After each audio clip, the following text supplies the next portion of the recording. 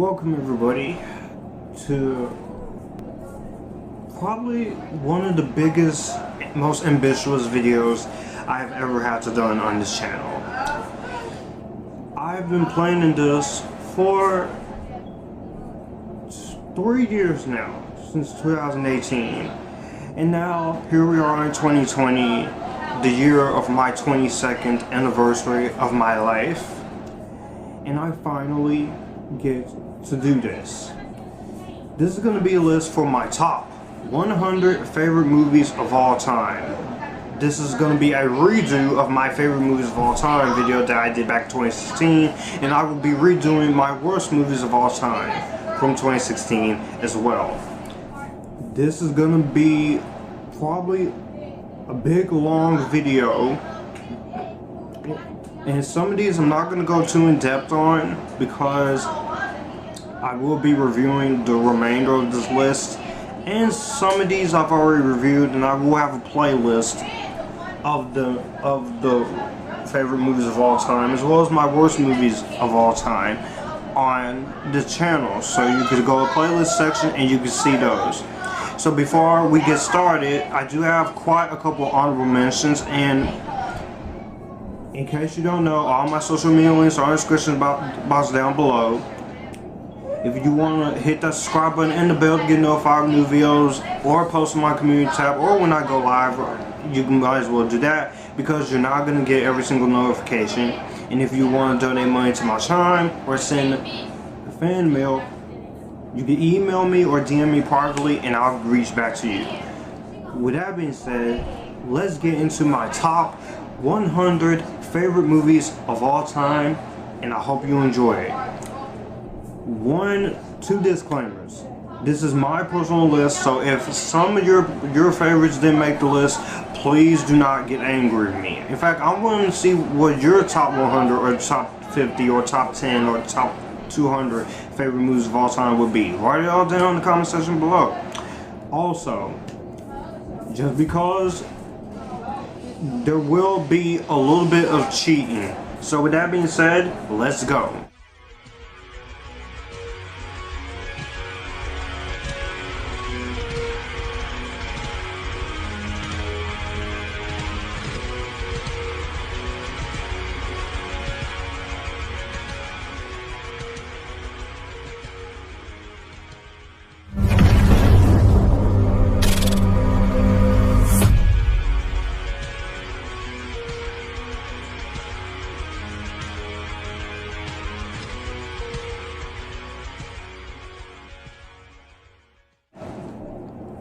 In no particular order with my honorable mentions, we have 3 back-to-back Stephen King movies starting us off. Christine, Storm of the Century, Stephen King's The Stand. Can't wait for the new one to see how it is. Holiday Heart, Alita Battle Angel, X2 or X-Men 2, X-Men United, The Incredibles, Hairspray, Training Day, I'm the police, King Kong ain't got nothing on me. Midnight Movie, Once Upon a Time in Hollywood, Quentin Tarantino's 1960s love letter to 1960s Hollywood, James Cameron's Avatar, Get Out, Teenage Mutant Ninja Turtles 1990s, still the best Teenage Mutant Ninja Turtles film, Ocean's 11, Bad Boys for Life, The Wizard of Oz, 1917, Melina with the lovely Monica Bellucci, The Lion King, 1994, Hotel Rwanda, Hustle and Flow, Antoine Fisher, Star Wars Episode 3 The Revenge of the Sith, Children of Men, Underworld, Groundhog Day, The Empire Strikes Back, Beauty and the Beast, The Big Lebowski. I'm not Mr. Lebowski, you're Mr. Lebowski. The Day After Tomorrow, Gone with the Wind, Brokeback Mountain, Fight Club, Child's Play 2, Precious, The Irishman, Mortal Kombat, The Wolf of Wall Street, Logan, Goodfellas, Joker, 12 Years a Slave, 1917, no, what am I saying? 12 Years a Slave, Man of Steel, Black Hawk Down, ATL, Charlie's Angels, Grave of the Fireflies, the Sam Raimi Spider-Man trilogy, Jaws, Eraserhead, Monsters Ball, Titanic, and last but certainly not least, Dr. Sleep. All 54 movies, well, 57 since I have the Raimi trilogy as one. All great films, just couldn't make it onto the list for one reason or the other, but here is what made my top 100 favorites of all time. And I hope y'all enjoy it. And we're going to start this off with number 100.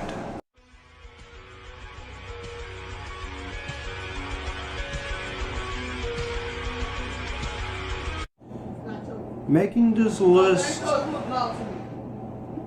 was a little hard, but I was able to make the list of it. So let's get into the actual list now, and we're going to start with number 100, which is going to be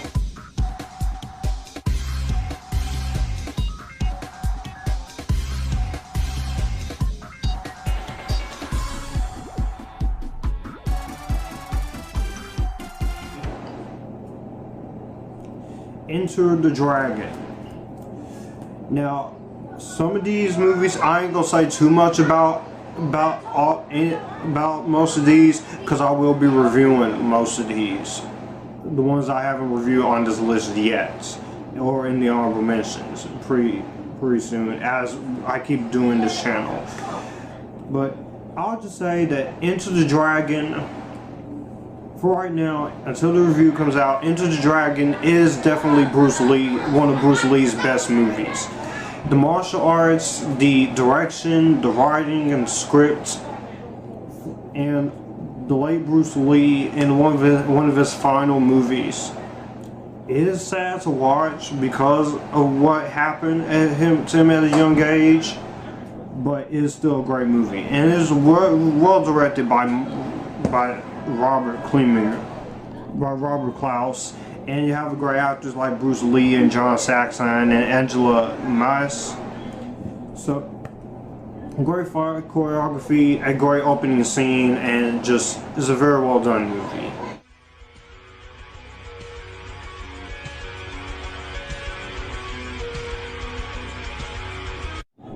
Number 99.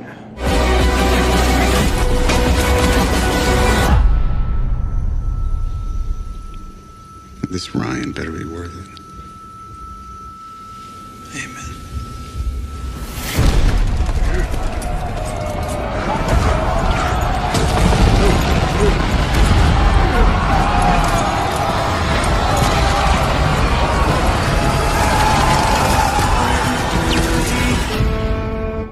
Saving Private Ryan. Definitely one of Spielberg's best movies. Definitely one of the best war movies ever. Saving Private Ryan, 2 hours and 49 minutes. The opening first couple of minutes with the D-Day attack. That is some of the most realistic, is brutal, it is hard-hitting war. And it is great. I reviewed this back on the channel back in 2017. But this is a great film. Tom Hanks, Tom Sizemore, who's in all the war movies, Edward Burns, Matt Damon, a very young Vin Diesel, Nathan Fillion, great actors, great direction, a great script, winner of many great Academy Awards, and it deserved it. Definitely one of the most realistic war movies I've ever seen, and for a good reason. That movie deserves to be on this list at 99.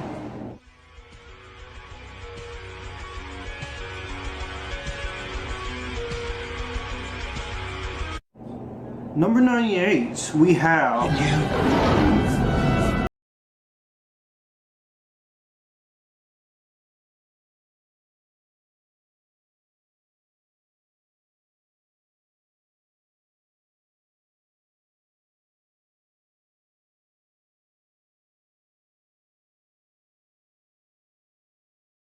Monkeys, directed by Terry Gilliam. Now, I'm not a big Terry Gilliam fan, and there is another movie I will get to who's at the very high when we get to there. I'm not the biggest David Lynch fan, but 12 Monkeys is phenomenal. I love 12 Monkeys. Brad Pitt, Bruce Willis, Madeleine Stowe. Great plot, great setup. A little too long, but I do have to say that 12 Monkeys, incredible film from Terry Gilliam. It is easily my favorite Terry Gilliam film, and for a damn good reason. 12 Monkeys is excellence in its own right.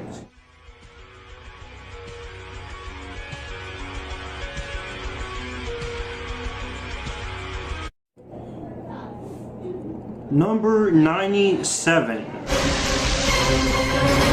It's not as if she were a maniac.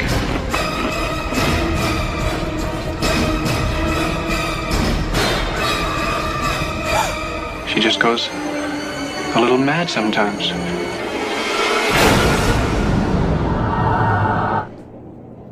Psycho. I wanted to put this higher, but making this list was tough, so it's number 97. Hope you guys aren't too upset about it, but Psycho is a classic in its own right. Sorry, Gus Van Sant. Sorry, 1998 remake. You tried to copy and paste this in color, which is the only positive I'll give that, besides a few good acting chops. And the one thing you tried to do, and you failed miserably. You don't try to beat Alfred Hitchcock. This is Alfred Hitchcock's best work. There is only one, and I mean only one, Norman Bates and Anthony Hopkins. Janet Leigh. A lot of the great performances in this movie are amazing. I got nothing more to say about Psycho. I reviewed it in 2016. So, you want to check that out, it is somewhere on the channel. I will put a playlist of my favorite movies of all time that I've reviewed.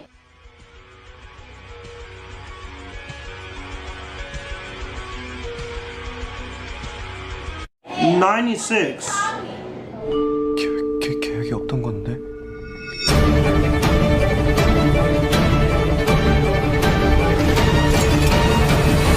절대 실패하지 않는 계획이 만전하네. 무계획이야, 무계획.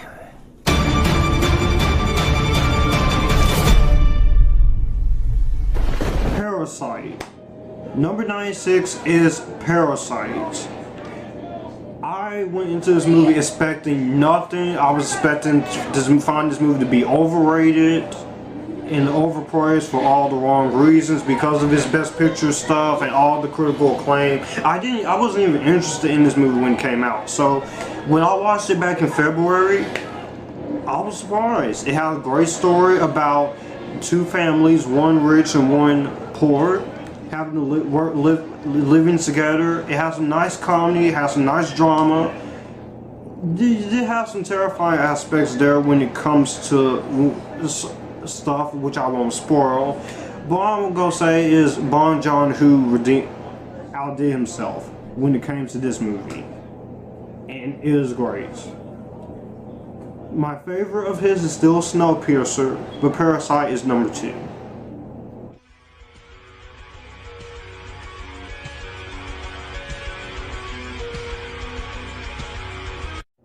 Number 95, we have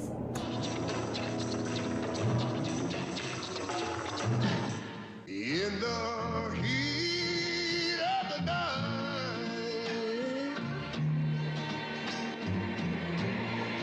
seems like In the Heat of the Night with Sidney Poitier. In the Heat of the Night I saw this back in the summer of 2016 on Turner Classic Movies. Definitely one of the best movies of the 60s. Sidney Poitier, he deserved that Oscar for playing Mr. Tibbs. Really quotable lines here, especially "They Call Me Mr. Tibbs." Really well done direction, cinematography. Very great story. I do love the story, and you have the theme song of this movie sung by Ray Charles, which that's always a plus since Ray Charles, he is my favorite musician.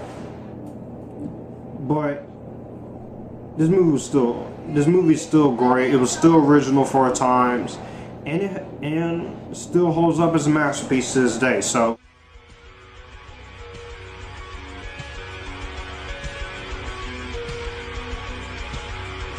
'94, we have. I worked my whole life. I don't apologize to take care of my family. And I refused to be a fool. Dancing on the string held by all those big shots. It's not personal. It's strictly business. The Godfather.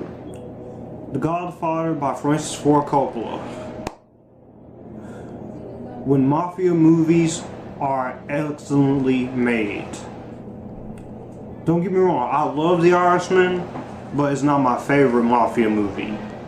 The Godfather is my favorite mafia movie. Marlon Brando, Al Pacino, Robert Duvall, Talia Shire, Diane Keaton.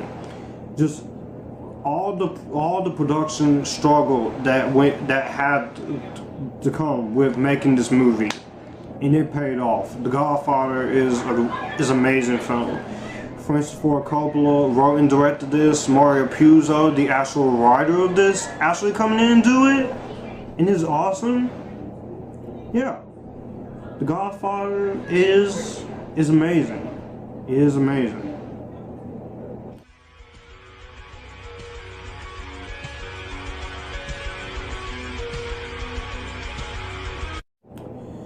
Number 93. Get up, Pete! How about it, you creeps, you lunatics, mental defectives?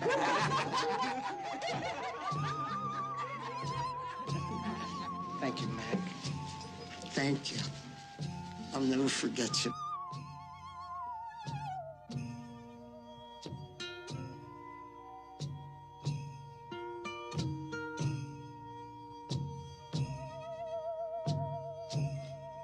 One Flew Over the Cuckoo's Nest. One of my mom's favorite movies. Watched this back in the early 2010s on this TV network. Another one of Jack Nicholson's great roles. Directed by Miles Forman. Great script written by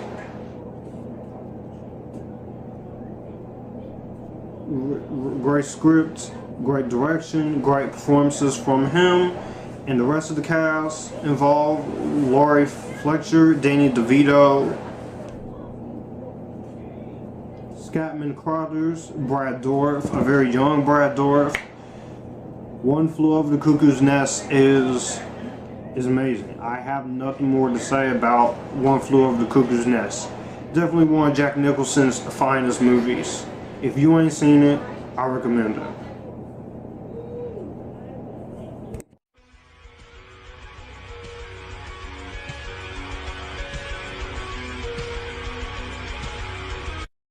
Number 92. All he wanted was to be free, and that's the way it turned out to be.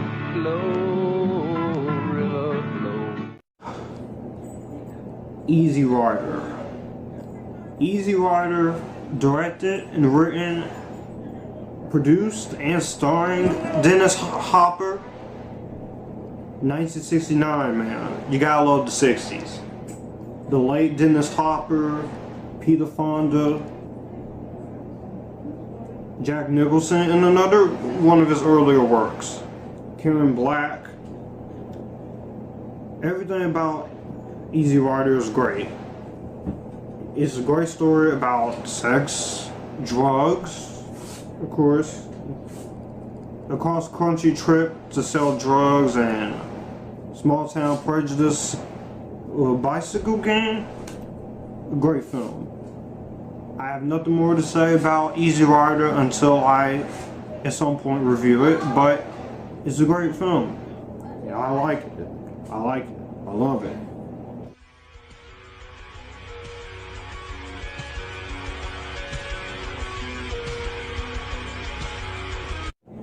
Number 91. Hardtop with a decent engine, and make sure it's got a big trunk.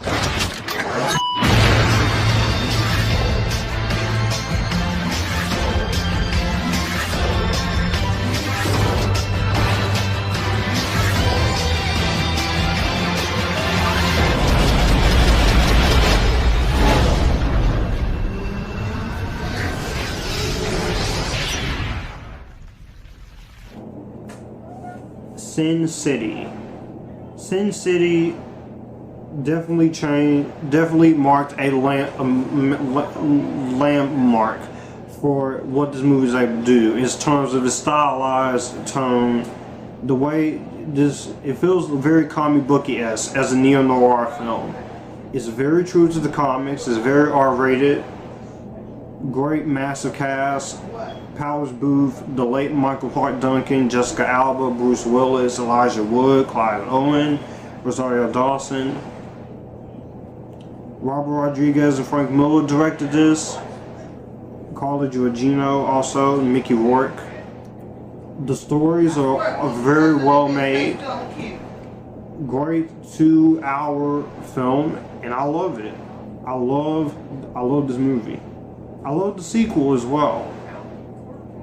So yeah, it's a great sequel too. Very underrated if you ask me, but Sin City is a classic that everyone should have seen by now.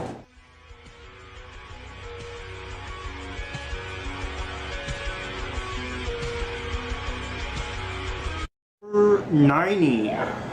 Your men follow orders or people die. You want answers? I think I'm entitled. You want answers? I want the truth! You can't handle the truth! Son, we live in a world that has walls, and those walls have to be guarded by men with guns. Who's gonna do it? You? That if this case is handled in the same fast food, slick-ass, Persian bazaar manner with which you seem to handle everything else, then something's gonna get missed. In the heart of the nation's capital, in a courthouse of the United States government, one man will stop at nothing to keep his honor, and one will stop at nothing to find the truth.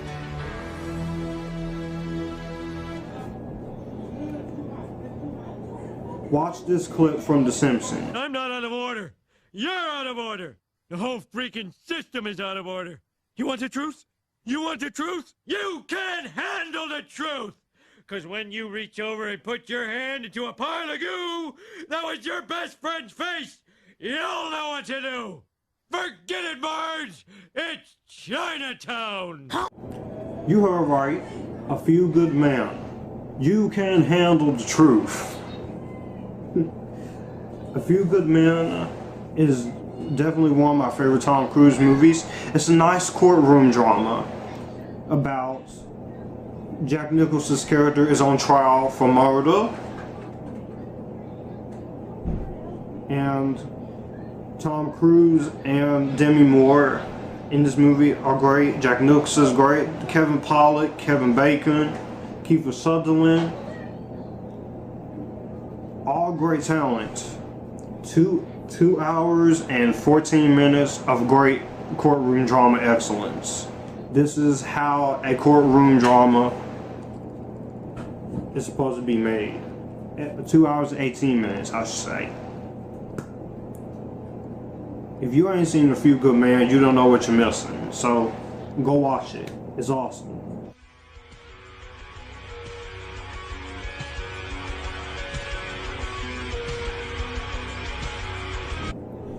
Number 89. The quest for the Grail is not archaeology. It's a race against evil. Germany has declared war on the Jones boys. Those people are trying to kill us. I know, Dad! It's a new experience for me. Happens to me all the time. Indiana Jones and the Last Crusade. Indiana Jones and the Last Crusade. This is my favorite of the Indiana Jones movies. And the reason why this is my favorite of the Indiana Jones movies is because of the father and son relationship. I love the father and son relationship. I'm a sucker for movies that deals with father and son relationships, as well as mother and son, or mother and daughter, or family dynamics. And you get to see who is the man who made Indiana Jones who he was. And the chemistry between Sean Connery and Harrison Ford as father and son in this movie that was dynamite. That was great casting back in the 80s. John Williams' score, Alison Dewey, John Rhys Davies, cast members from the first two, and the adventure that this movie goes on to find the Holy Grail. I love the story. Steven Spielberg directed another one of the great ones here, so you can't go wrong with Indiana Jones. I can't wait for Indiana Jones 5. It is directed by James Mangold and Kathleen Kennedy. Don't screw it up. Don't screw it up.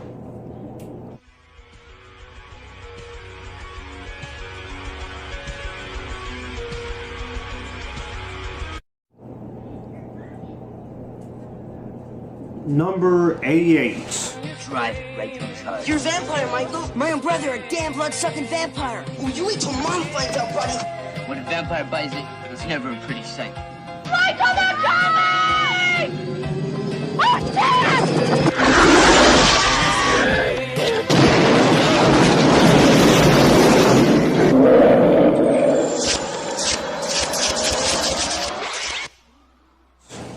We have The Lost Boys.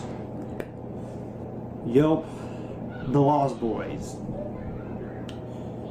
Back when vampire movies were actually scary vampire movies. You hear me, Twilight? When you don't have sparkly vampire stuff, and you have vampires actually being scary, that's how a vampire movie is supposed to be done. Also, by the way, rest in peace, Joel Schumacher. Great director. He gave us a lot of great movies. Some not so great. Batman and Robin. But you had a great film career. Cancer sucks. It really does. And some of the cast members in this movie has since passed away, but The Lost Boys, great story, great soundtrack, and it was original. Jason Patric, Corey Haim, Corey Feldman, Bernard Hughes, Diane Wiest. This is how a vampire movie is supposed to be done. Don't get me wrong, you can bring some fresh ideas to it, but just make it still feel like a vampire film. You know, I can't wait for Morbius. Hopefully that is a decent enough vampire superhero film.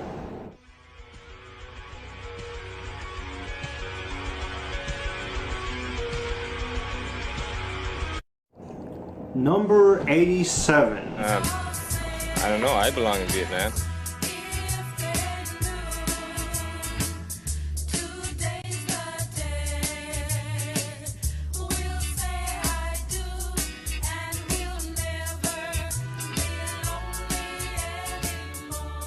This is my rifle. There are many like it, but this one is mine. We play fair and we work hard and we're in harmony. M-I-C-K-E-Y.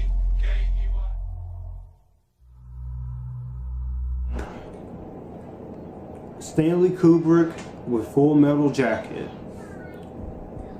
Another movie where another director and the cast member has passed away, but Full Metal Jacket is definitely one of the best war films. 1987, an hour and 56 minutes.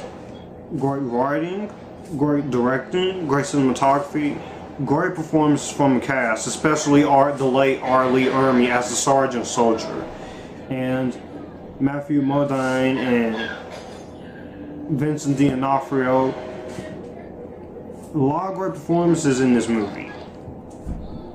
A lot of great memorable moments. And the sergeant, he is pretty scary when you think about it. But R. Lee Ermey made that part work. So, you gotta give a hand to Full Metal Jacket. Come on. Come on.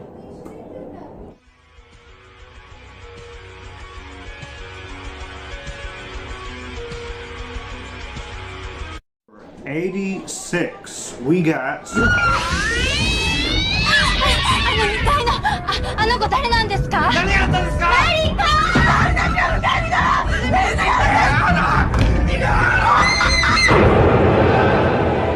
ージョン。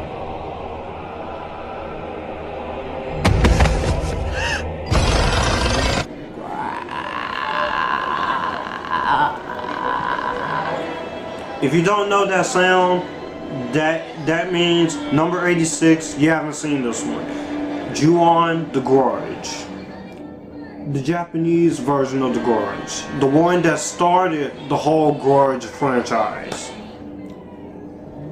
I do like the original Grudge trilogy with the exception of 3.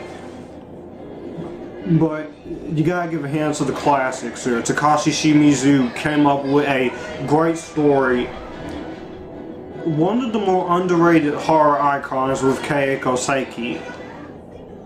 And the fact that the story is basically this house and this curse that could easily kill you, and when someone dies in the grip of a powerful rage, this curse is born. That's all you need. It's very simplistic, very well acted by the Japanese cast, very well written and directed by Takashi Shimizu, very atmospheric, very creepy, it gets under your skin after you watch it. I had the pleasure of watching this back in 2017, 2018, I think. But if I remember correctly, it's 2017 or 2018.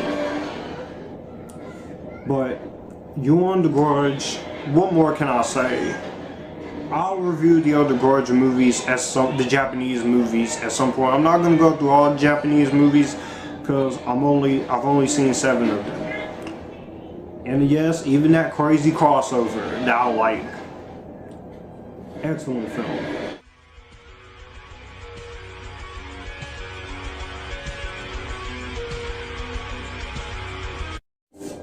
Number 85. I suspect foul play. I have eliminated no suspects. I'm gonna live.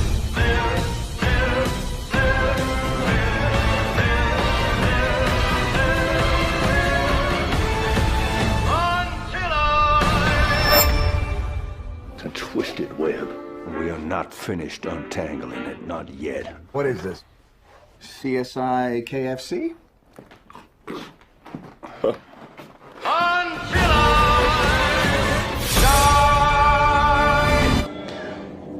Rian Johnson, with Knives Out. I'm sorry. To all you people who say Rian Johnson can't make a good movie, you're wrong. When you give him when you give him an original idea that is not Star Wars, he makes good material. And Knives Out is proof of that. Looper is proof of that. Brick is proof of that. Don't get me wrong, I do like The Last Jedi, Star Wars Episode 8, but I don't like some of the decisions that he made, even as far as killing Luke off. I feel like you should wait to do that in The Rise of Skywalker. And this is a host of very expectations. It works here. It doesn't anger me. It was a nice modern murder mystery with great humor, great twists and turns, and a great cast. Daniel Craig as Benoit Blanc, really funny. Chris Evans playing the unlikable character after playing Captain America for so long. The lovely Ana de Armas, Toni Collette, Jamie Lee Curtis, Jay Martell, Lakeith Stanfield, Catherine Langford, which you will see another movie with her on this list later on. Everything about Knives Out is perfection. And I can't wait for the sequel, Knives Out 2. and see who all new cast members you'll have there. And because in my opinion, Martha Cabrera's story ended here. You don't need to bring her back unless there is a reason to.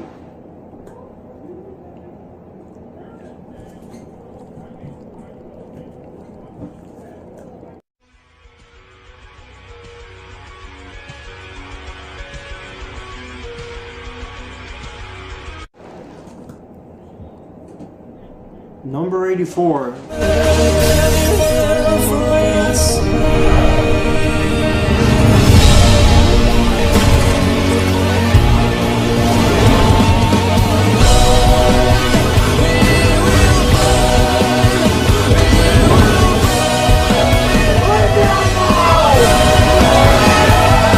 The world will look up and shout, "Save us!" Nor whisper, "No." We have Watchmen.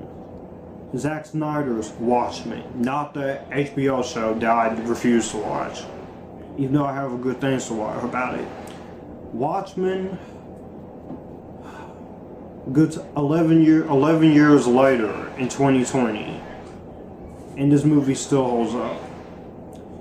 I remember seeing the teaser trailer on the Dark Knight DVD for this, and a big movie premiere on TV Guide when TV Guide used to be a thing before Pop Network. Watchmen is one of the more underrated superhero movies, and it is a classic in its own right. Zack Snyder, he's a visual artist. He got this story down beat by beats. I read the comic back in high school, as well as V for Vendetta. And Watchmen, the movie is pretty accurate to the source material, and I'm glad it is. Should have made more money when it came out, but at the time, R-rated superhero movies were not popular. Now with Joker and Deadpool, R-rated movies are popular. Superhero movies are popular. And what a great cast. Patrick Wilson, Silk Spectre 2, Malin Ackerman. I'll take that. Jackie Earle Haley, who is my favorite character in this movie, Rorschach, Dr. Manhattan, the comedian, Ozymandias, and I like the story here of them altering the 80s to make everything right, and superheroes are not being accepted. No matter what version of this movie you watch, whether it's the 2-hour and 43-minute long version, the 3-hour, 8-minute version, or the ultimate cut, which has the cartoons, which I still want to see. I do want to work on getting that collector's edition. Watchmen is phenomenal.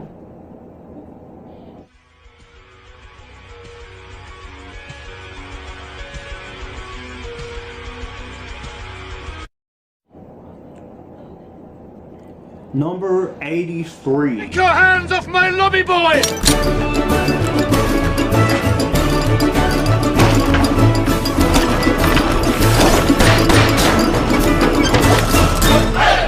Have you ever been? We have Wes Anderson with The Grand Budapest Hotel.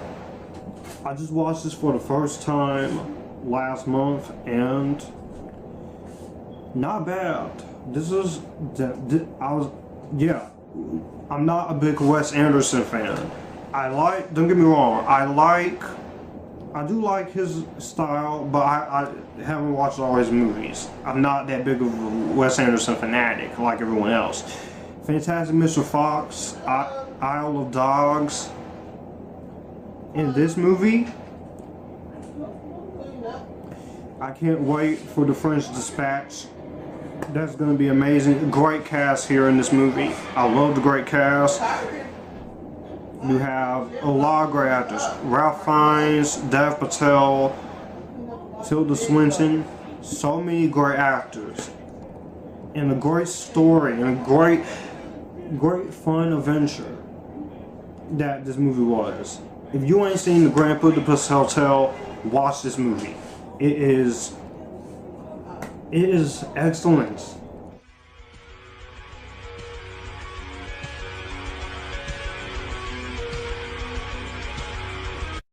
Number 82. Did you hit anything? Oh dear. I won't defend!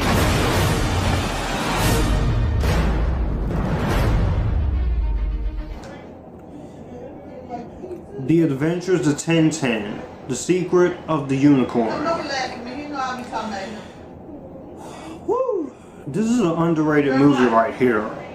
Peter Jackson and Steven Spielberg came together to take the classic Tintin stories and make this as great as it is. And it is amazing. It is phenomenal. Great motion capture.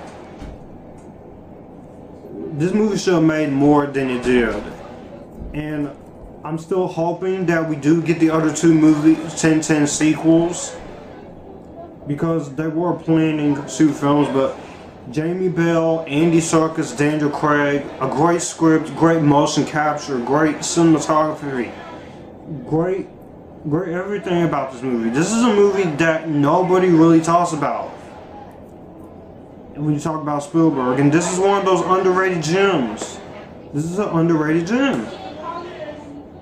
This is a great time, and I recommend it.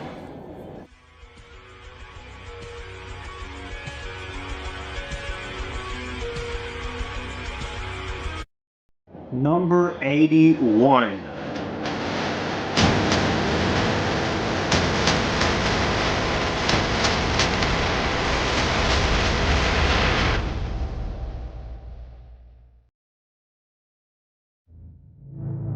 I can't lie to you about your chances, but you have my sympathies. Alien.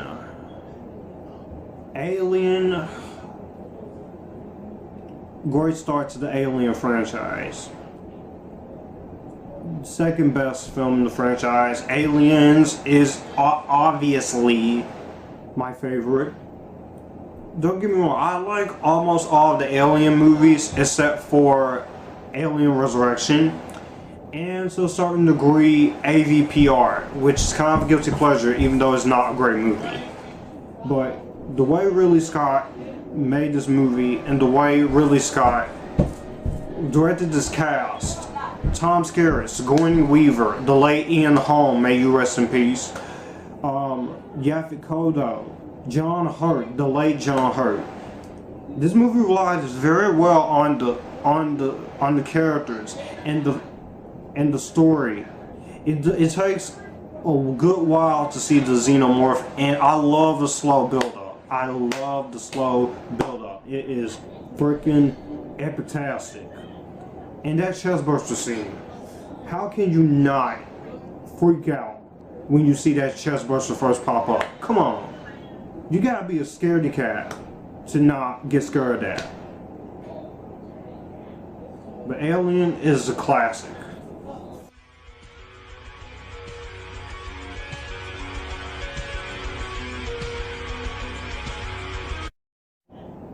Next up, we have Academy Award winner Kevin Spacey, Russell Crowe, Guy Pearce, James Cromwell, Kim Basinger, Danny DeVito. LA Confidential.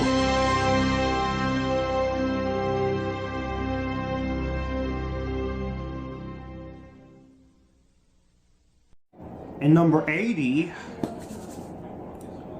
LA Confidential. Yes, I know Kevin Spacey is in this, okay? Separating the art from the artist. This movie is phenomenal. Directed by the late Curtis Hanson. It is 2 hours and 18 minutes. You got Kevin Spacey, Russell Crowe, Guy Pearce, James Cromwell, Kim Basinger. No, my bad. Kim Basinger. I almost thought of Brett Basinger, but you know how I am with pronunciations. We all have different pronunciations. Everything about this movie is great. From a directing standpoint, the script, cinematography, the style of this movie, the vibe that you get from this movie. This is a great crime film, and it is definitely one of the best.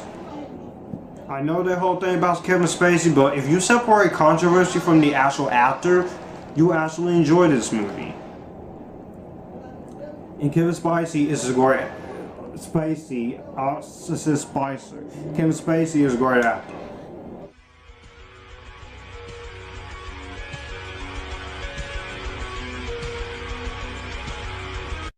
My name is Forrest Gump. You want a chocolate? My mama always said, life is like a box of chocolates. You never know what you're gonna get. Okay, I'ma stop. Okay, I'ma stop. Forrest Gump is number 79. This is my favorite Tom Hanks movie. This is his best performance. He deserved that Oscar for it. I love this movie. The way they are able to incorporate Tom Hanks in key moments in our history, it still looks good. Script is well done. Sally Field is amazing. Michael T. Williamson is great. Gary Sinise is great. The great use of soundtrack and the direction and writing is great. Robin Wright is great as Jenny. The ending of this movie is sad. What happens to Jenny? But Forrest Gump is a perfect movie. Definitely one of the 90s best.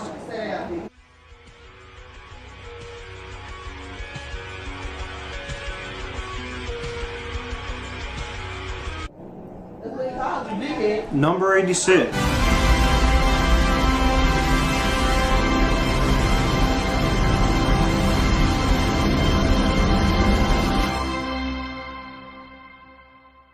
"2001: A Space Odyssey." Brilliant! Woo! I watched 2001: A Space Odyssey back in 2016 of the summer when I did a big review splurge, and I reviewed this on the channel. Oh, this movie is great. Good times, man. Good times. I dig this movie. There's not a whole lot of dialogue, and for a lot of people that will distract some people, but 2001: Space Odyssey is great. Stanley Kubrick's direction, his writing, the performances, the visual aesthetics, the cinematography, everything about 2001: Space Odyssey makes this one of the best sci-fi masterpieces of the 1960s and one of the best sci-fi movies, one of the most influential movies of all time. And it's for a reason. 2001: Space Odyssey, you can't get no better than Kubrick. You can't get no better than Kubrick. You're gonna see one more movie with Stanley Kubrick on this list. But what a damn great movie.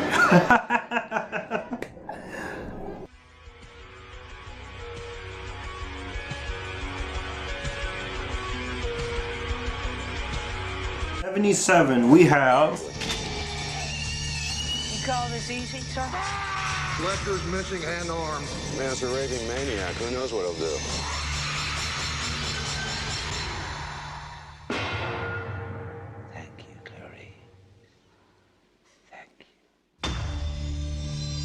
The Silence of the Lambs. This movie ain't gonna be for everybody, but The Silence of the Lambs, definitely one of the best movies of 1990 and one of the best movies of the 1990s era. The Silence of the Lambs, it won 5 Academy Awards, including Best Picture, Best Director, Best Actor, Best Actress, and Best Script. What an accomplishment for 1991. It sucks nowadays, horror movies, not even thrillers, gets the recognitions at the Oscars because everything has to be period pieces or it has to be pretentious. Don't get me wrong, I like different types of variety movies, but Oscars, you should be respecting other stuff like superheroes movies and movies like this, thrillers. Yeah. Not much more to say on The Silence of the Lambs with that. Buffalo Bill, great. Jodie Foster, amazing. Anthony Hopkins steals the freaking show as as Hannibal Lecter. And he will always be Hannibal Lecter to me. So, this is a prime example of great thrillers and great horror movies done right. If you ain't seen The Silence of the Lambs, get off your ass and go watch that shit. It is legit.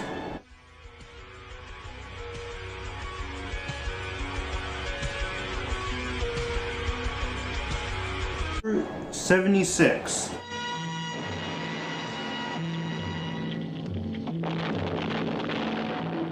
Night.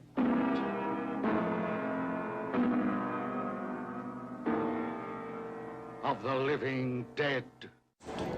George A. Romero's Night of the Living Dead. 1968, baby. Night of the Living Dead is one of my favorite zombie movies. Come on, you can't go wrong with Night of the Living Dead. Black and white, it is great zombie impressiveness, a great story with a great character, and our main character who is essentially black, which 6 minutes, 1968. George A. Romero crafted a great script, a great set of characters, and this movie did suffer some big production trouble, but it was for the better, because Night of the Living Dead is definitely one of the most classic zombie movies you will ever get. And it takes its time with this movie. It's only an hour 36 minutes. It takes its time very well. So you gotta praise Night of the Living Dead. Okay? It's Night of the Living Dead. I can't say no.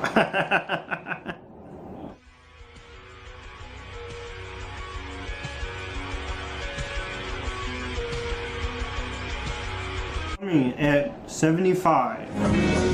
I'm just happy to see you, even if you've become an angry, manic depressive activist. I still like you. I still enjoy being around you. Like if somebody were to touch me, I would dissolve into molecules. See if you stay together or if you dissolve into molecules. What am I doing? What if you had a second chance? Before Sunset, the second movie in the Before trilogy. Don't get me wrong, I like the other two a lot, but this is my favorite. Julie Delpy and Ethan Hawke. A romance movie that's actually a good romance story. I'm looking at you after. No fanfiction bullshit, no BDSM. Just a great romance movie on its own, and that's what I love about Before Sunset.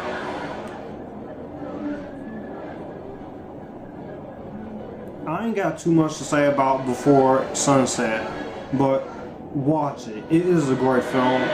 I am very impressed with the Before movies, and I'm not the biggest Linklater guy, but I love this. I love this movie. And it's awesome.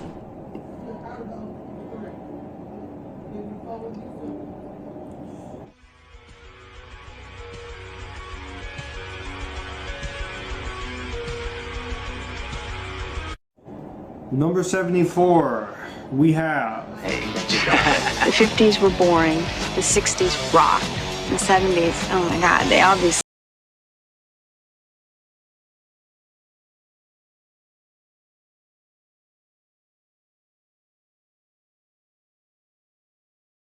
She'd have a big fat...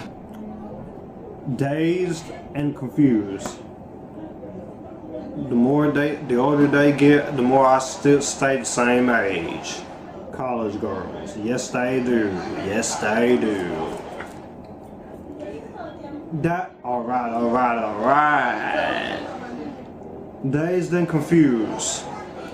What can you say about Dazed and Confused at this point? I feel like everything has been said. Another Richard Linklater film, another one of the best films of the 1990s. Very young Matthew McConaughey, Rory Cochrane. Willie Wiggins, Michelle Burke, Adam Goldberg. Everything about this movie is great. A very young Mila Jovovich, a very young Ben Affleck, Parker Posey. Great direction, great produced writing, great story, and just a phenomenal film. So Dazed and Confused is one of the best coming-of-age movies I've ever seen. We all ever seen. Come on, it's Dazed and Confused, people. It's Dazed and Confused.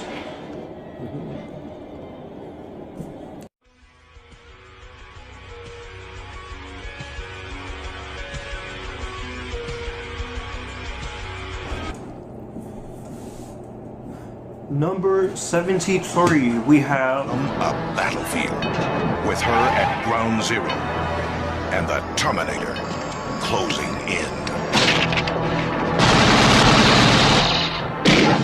An adventure unlike anything you've ever seen before. Arnold Schwarzenegger is the Terminator.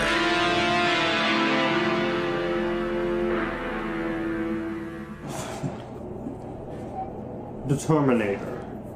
James Cameron's The Terminator. The one that started it all. The one that made James Cameron and Arnold Schwarzenegger into household names. The idea of a Terminator coming to kill, coming from a nightmare that James Cameron had. Excellent directing and writing by James Cameron. Linda Hamilton, Sarah Connor, Michael Biehn, Kyle Reese, Arnold Schwarzenegger himself. Great effects by Stan Winston Studio. One of the best movie themes I've ever heard. It had a simple story. It had a good premise. It was entertaining for a lot for the time, and it still holds up to this day in 2020. And yes, I am in the minority, but I like all of the sequels. I like Terminator 2, I like Terminator Rise of the Machines, I like Terminator Salvation, I like Terminator Genesis, and I like Terminator Dark Fate. Sorry, but it wasn't woke in my eyes. The only thing I will give Dark Fate is the beginning of the movie. I hate the opening of Dark Fate, but it was still a fun movie. At least it didn't disrespect the guys like Black Christmas 2019 did. But anyways, the Terminator, ain't much more you can say about Terminator. I did a full review on the channel, and there will be a playlist of the movies I have reviewed as part of this little top 10.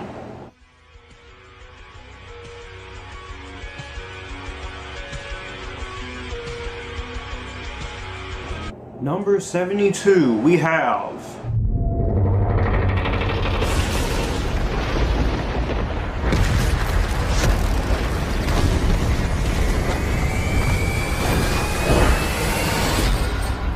Hey, what's your name?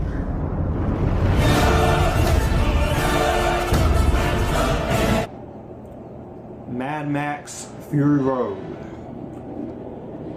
Parker, I'm pretty sure if you are watching this, you're gonna enjoy this, because Mad Max Fury Road, great film, It is amazingly epitastic, freaking awesome, and one of the best action movies ever made. Sorry, Mission Impossible Fallout. I do like you, but Fury Road is better.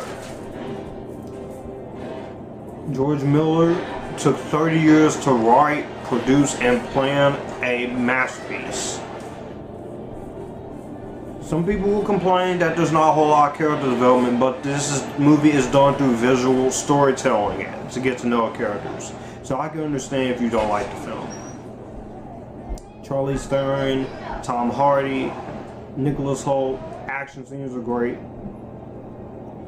entire practical effects in this movie, and that means a great score by Junkie XL. Can't go wrong with Junkie XL. I can't wait to hear his music for Godzilla vs. Kong.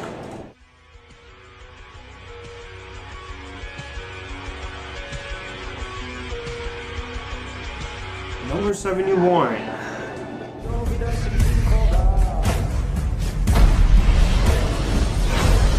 War is in your blood. When you're pushed, killing's as easy as breathing. Live for nothing, or die for something.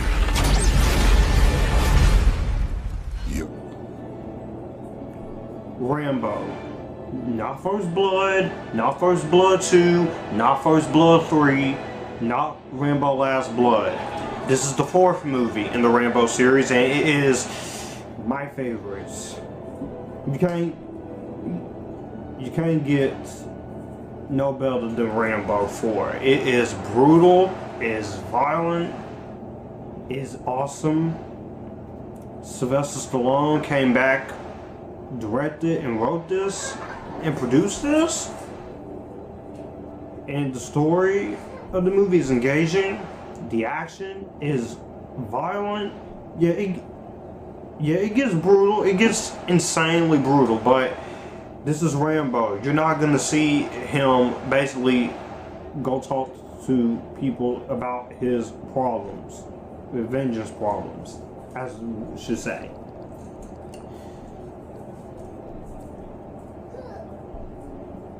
But he did whoop that ass.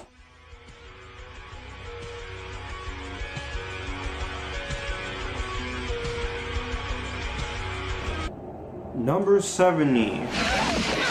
I say we protect ourselves.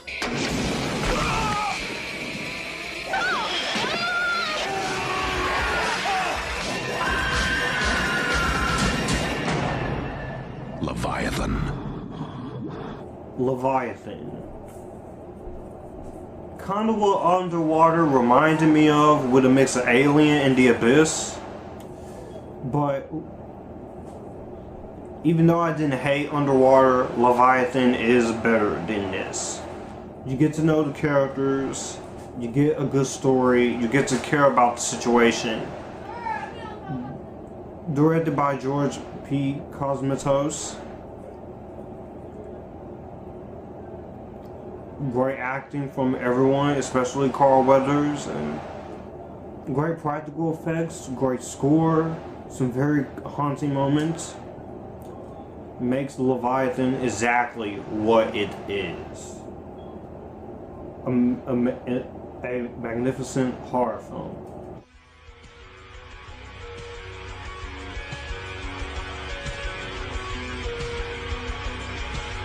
Number 69. Makes a great music.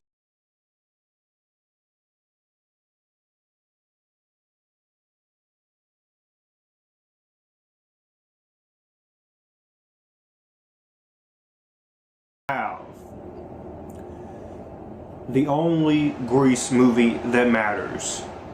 Grease 1, the original, not Grease 2, the original Grease. With Olivia Newton-John and John Travolta, 1978. Randall Kleiser directed. Sandy and Sandra Dee. All the well-respected characters that you know and love from the Broadway production. This is the only Grease movie that is worth it. Is not worth seeing. And it is the only Grease movie is worth seeing. Great songs, great soundtrack, great performances, great choreography. One of the better musicals ever. And that says a lot.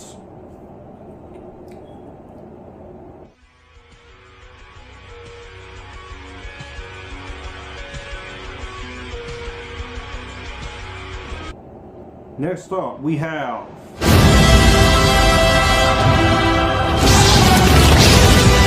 the Force. It's calling to you.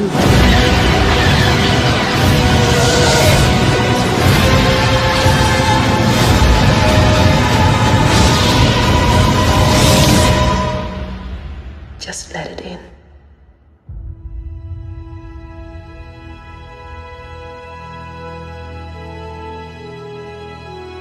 I can see the negative comments, I can see the dislikes, but I don't care. This is one of 2 Star Wars movies you're going to be seeing on this list. Okay? So, number 68. Star Wars Episode 7, The Force Awakens. I know there's a lot of people who hate the sequel trilogy, including this one, but this is my favorite Star Wars movie. J.J. Abrams brought back the Star Wars series. He didn't kill the Star Wars series, like most people saying. I just feel like the Star Wars fan base, besides the DCEU fan base half the time, and the MCU fan base to a certain degree with Captain Marvel and some other movies, you're being overly toxic on social media. Let people enjoy the sequel trilogy, even if they are disappointed with Episode 9. Hell, I like all 3 of these new Star Wars movies, and I've yet to get a bad comment or nasty comments for liking them. Rory, great character. I could have used explanation on how she could have gotten Force. I would have liked to have seen a reunion with Han, Luke, and Leia, and I would have loved to explain what would happen in the 30 years, at least in some kind of montage, like in Revenge of the Sith. But we didn't get that. The Force Awakens did something different. It is reminiscent of A New Hope, but hey, these Star Wars movies follow, every single first film in the Star Wars series follows the same exact formula. Even the Phantom Menace did it, and you people don't bitch about that movie. So what is the problem with this? Oh, Daisy Ridley can't act. Oh, John Boyega can't act. Oh, it's a retread of New Hope. Oh, they kill Han like a jerk. So what? Accept the movie that you got. If not, go watch Mandalorian. That's all I gotta say. But anyways, The Force Awakens is awesome, and I still stand by that. So, sorry, sequel trilogy haters. Sorry.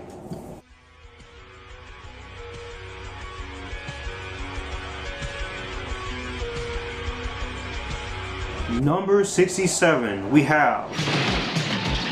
Does the steering wheel work in this thing? I'm steering! Well, do the brakes work? I don't know, I haven't tried them yet! Kill them, burn them, blow them away.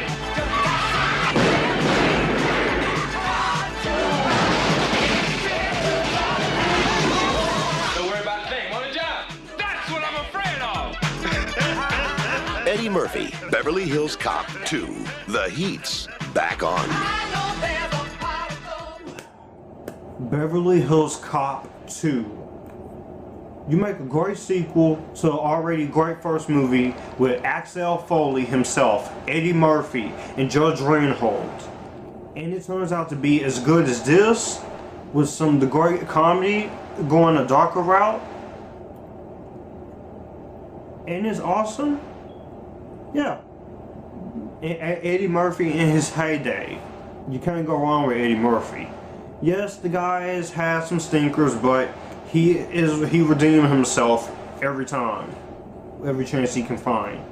Dreamgirls, Dolomite Is My Name, even Mr. Church.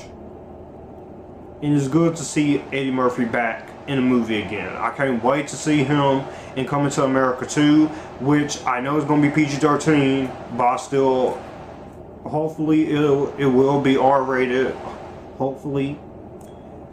But it's good to see Eddie Murphy on screen again. We all miss you, man. We all miss you. And you are one of my favorite comedians, Eddie Murphy.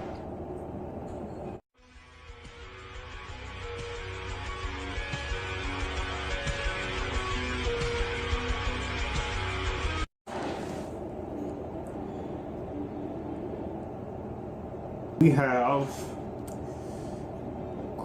one of two Christopher Nolan movies you're going to be seeing on this list. This one, Inception. $160 million well spent. Made back $860 million at the box office. Made a killing. Got a lot of Oscar nominations and won 4. Should have won Best Picture back in 2010 Oscars, but according to me, the Academy does not like to nominate Christopher Nolan for none.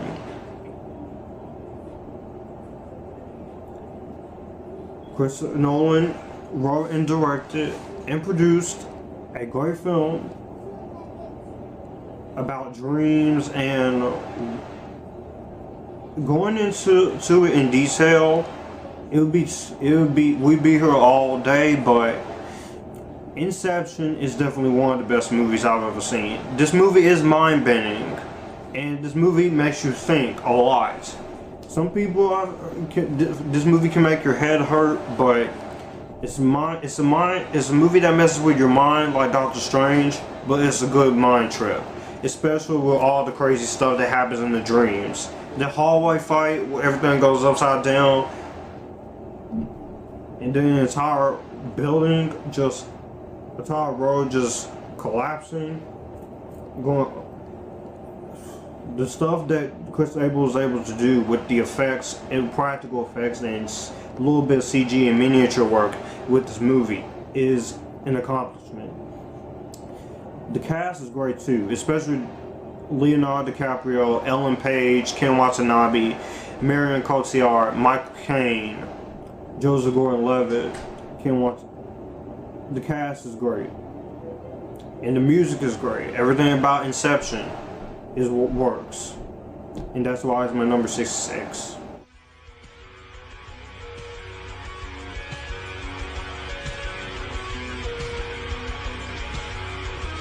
Number 65, we have... Try to hide.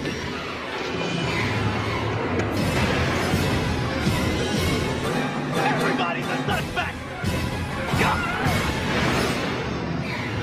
Not scared, are you? Scream. The original Scream. Watching this movie on cable as a kid, the opening scene always gets to me with Casey getting killed at the beginning of the movie, because you think Drew Barrymore is going to be the main character, but they did a switcheroo with that. Ghostface, definitely one of the most iconic horror movie killers. Neve Campbell, Courtney Cox, Skeet Ulrich, a very young Rose McGowan before Charmed. Matthew Lillard before he was Shaggy, and he did kind of sound like Shaggy in this movie. Jamie Kennedy, my favorite character in the movie, Randy. Everybody's a suspect. And him laying down the rules of a horror movie, which that it is legit. The rules, especially in Scream 4. And one of the rules in Scream 4 that I love is you forgot the first rule: remakes. Don't mess with the originals. I am curious about Scream 5 with the directors from Ready or Not, so that should be interesting.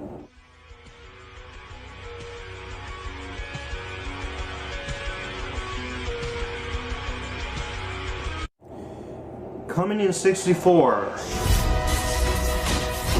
Until the end.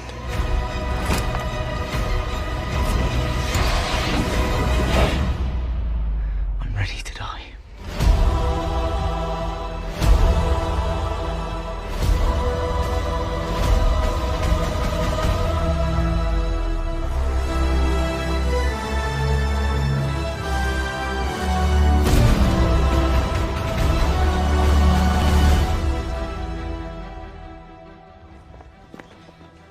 Harry. Hi there. 6 months you haven't seen me, and it's like I'm Frankie first year. Only a brother. 2. my 2 films in this my favorite franchise of all time. I was going to cheat and put the entire franchise on here, but I said no. I only put in 2, and one of them is Harry Potter and the Deathly Hallows Part 2. This is how you do it. This is how you take 10 years of hard work that was built on from Sorcerer's Stone to Chamber of Secrets to Prisoner of Azkaban all the way up to this and make it satisfying, just like Avengers Endgame did last year for the first half of the MCU, which is the Infinity Saga. This is how a franchise, a big, well-respected franchise, should be concluded. You hear me, X-Men Dark Phoenix? When you put effort and you don't studio interfere, you're right around the horse. And when your actors are not sleepwalking, and when it doesn't feel incomplete or it messes with the timeline. Anyways, Harry Potter and the Deathly Hallows Part 2 definitely ended up the Harry Potter series on a high note. It shows that a mother's love can do a lot, in case you haven't seen this movie. Great epic final battles. Part 1 was the setup. Part 2 is the battle. A lot of emotional weight, a lot of characters dying that we've come to love. And the last half of the movie with Harry and Voldemort having their final confrontation at Hogwarts. Great stuff. In the 19 years later scene, I know a lot of people have a problem with the 19 years later scene, but we started this journey in 2001 with him going to the train station. So it only makes sense to be poetic and end it with him and his kids and all the Harry Potter characters growing up to see their kids go off to Hogwarts at the train station. And that was very poetic. And that's why Harry Potter and Deathly Hallows Part 2 is number 64. Definitely one of my favorite movies ever. Definitely one of the best movies of the last decade. For a reason. Love me some Harry Potter, and I always will. I even got my sisters hooked on it too. Just a little joke.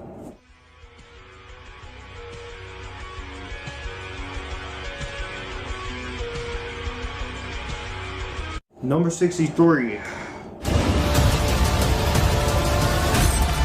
Where is he?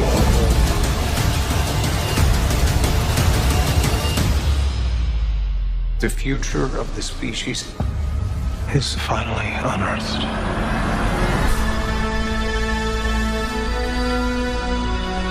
Blade Runner 2049.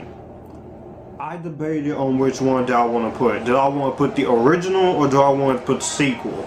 But after rewatching it so many times, both of them, I rewatched the first one after 2049 came out at least 7 times. This movie, I've lost count. My favorite Denis Villeneuve film. A French-Canadian director who has a vision and he explores it on screen with this movie. Sorry, Ridley Scott. I know you got a problem with this movie being overly long, but the 2 hours and 43 minutes goes by fast.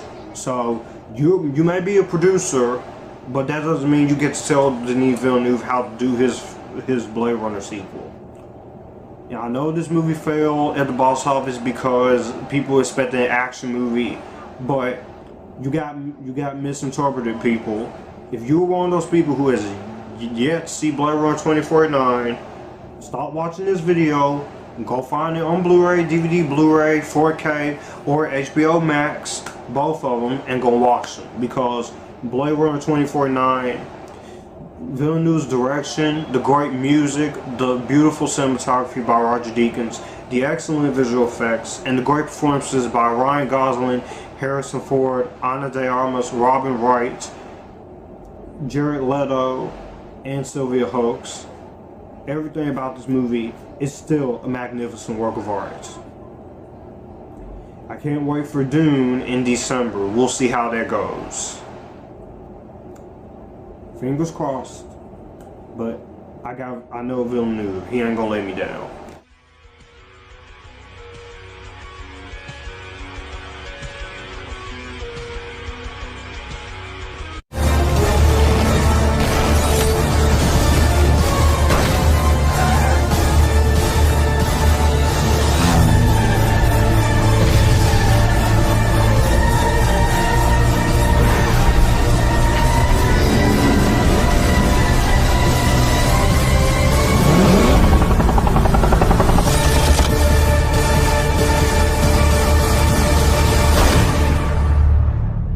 Skyfall at number 62.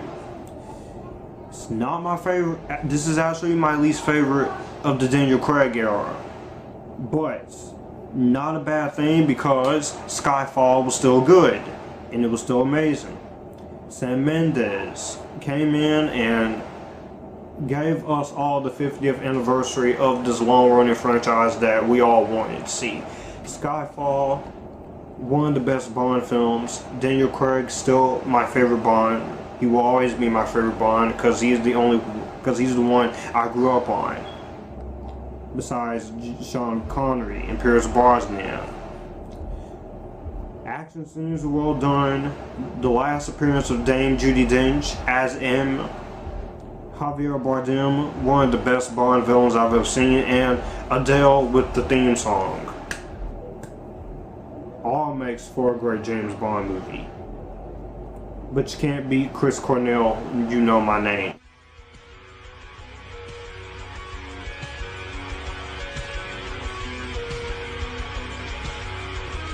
Number 61. She wasn't altogether there. At the end.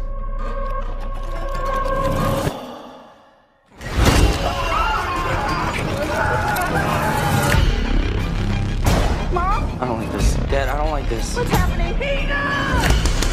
Don't you ever raise your voice at me! I am your mother! Please stop! Mom, what's happening? Make it stop! Make it stop! I just don't want to put any more stress on my family.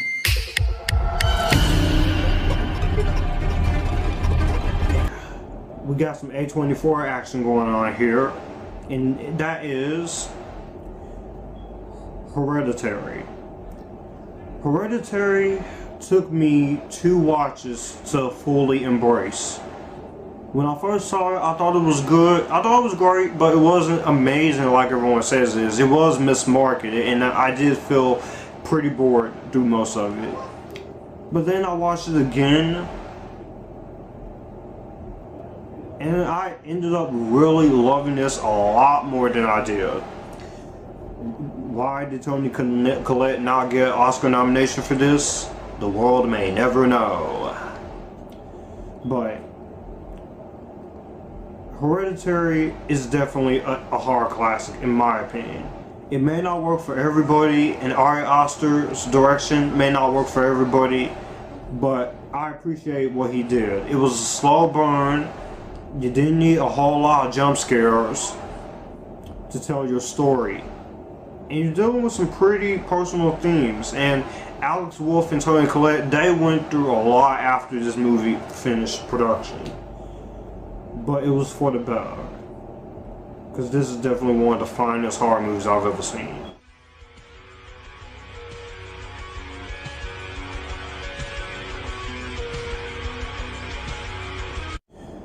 Number 60.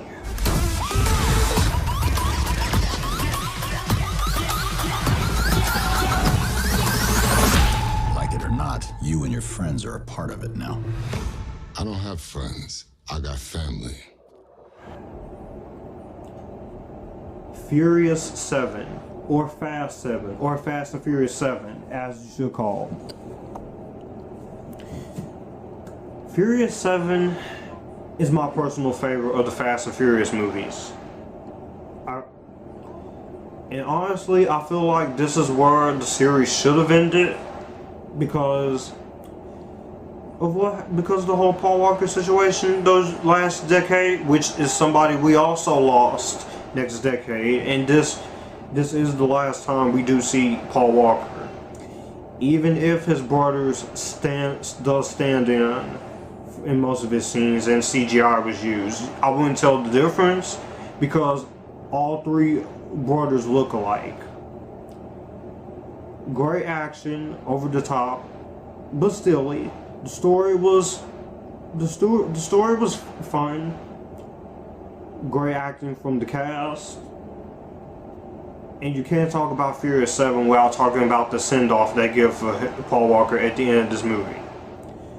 See You Again is definitely one of the best songs of the last decade. Definitely one of my favorite songs ever. It's a beautiful song, and it is a nice farewell song for Paul Walker. Should have been nominated at the Academy instead of earned it.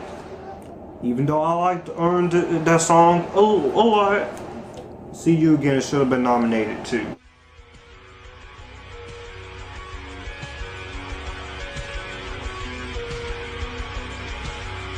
He's brave. We gotta get you home before Andy leaves tomorrow! But the thing that makes Woody special is he'll never give up on you.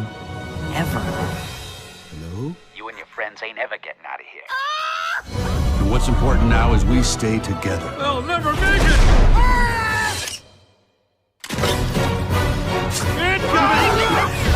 Where's Potato Head? Toy Story 3, or The Great Escape of Pixar movies. Toy Story 3 is my most watched Toy Story movie, is my most watched Disney Pixar movie, and is one of my most watched animated films. Here. This is one of the best movies, animated films of the last decade. Definitely a great story. Definitely had a very good villain in Lotso. This movie wasn't afraid to hit you at the emotional moments, especially the one scene with them in the incinerator and the ending where Andy leaves to go on to college. Some people may classify this as the true ending of the series, and I still do, despite me liking Toy Story 4.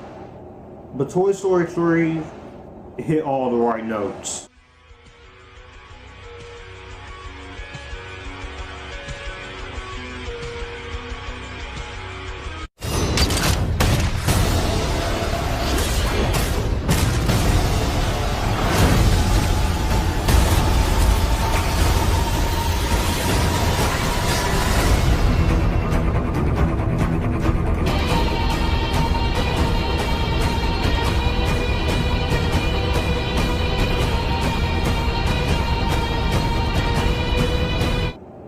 Wonder Woman.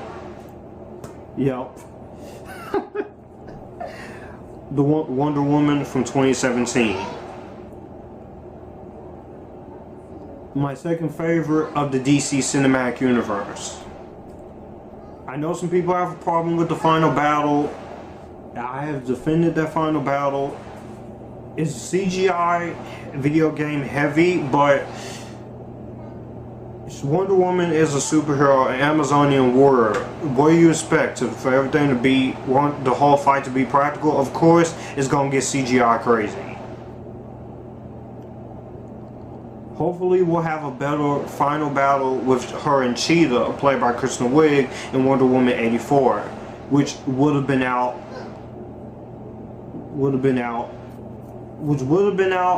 on my birthday month.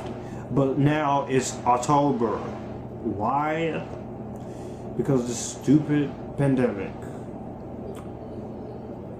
Anyways, Gal Gadot, she was a great choice for Wonder Woman. Chris Pine, Steve Trevor, Patty Jenkins came in and knew what she wanted to do, and it worked. It worked.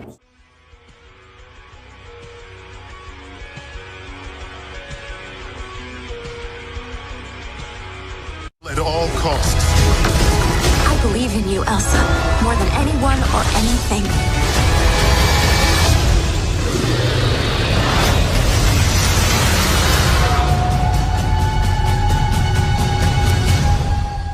question. Is the whole putting us in mortal danger gonna be a regular thing?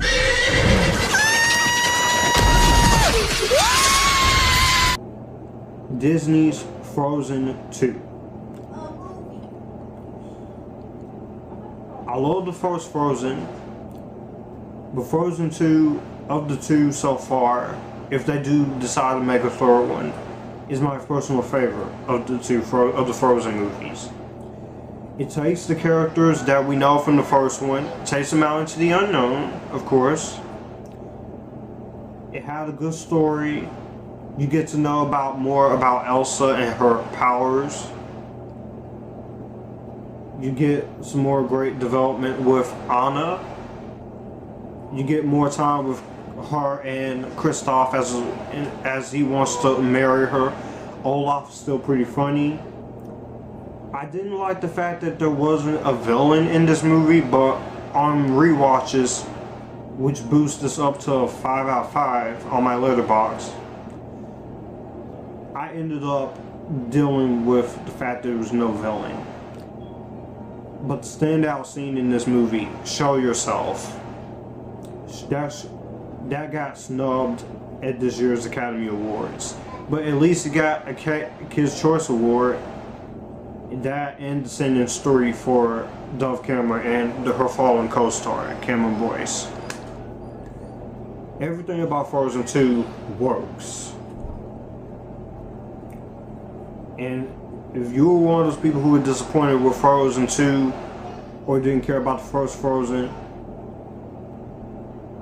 yeah, I'm sorry. But Frozen 2, Elsa is one of the best Disney characters and one of the best animated characters we've ever had.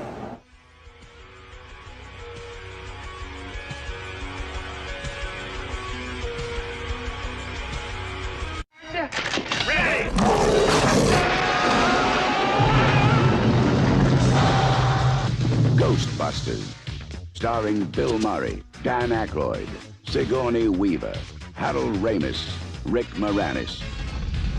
Coming to save the world. Who you gonna call? Ghostbusters. We came, we saw, we kicked it. It's something strange in the neighborhood. Who you gonna call? Yup. Ghostbusters. 1984 Ghostbusters. Not the crappy 2016 man-bashing bullshit. The OG Ghostbusters with Harold Ramis, Dan Aykroyd, Bill Murray, Sigourney Weaver, and Ernie Hudson, and Rick Moranis, and Annie Potts. The OG Ghostbusters. Fun 1980s fun. Great story. Great chemistry between the four guys. It never once had to say that the Ghostbusters team is our guys, which is what I appreciate. And it wasn't feminism nonsense. I even love Ghostbusters 2. I'm probably one of the few people who actually loves Ghostbusters 2. I can't wait for Ghostbusters Afterlife because this is going to do a Ghostbusters 2016 in reverse. Where instead we're getting a sequel to that piece of crap. We're going to get a sequel to the true Ghostbusters with Paul Rudd. Yes. Would have been this year, but because, again, pandemic, it's March of 2021.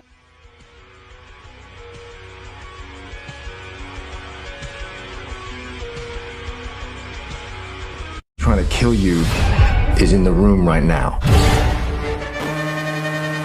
Where are you? Where are you? Show yourself! Come on!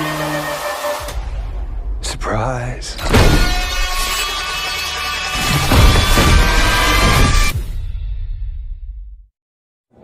The Invisible Man. Yep, this is the only 2020 movie I am going to end up including on this list, but The Invisible Man, I was curious about this movie, but I didn't know how good this was going to be.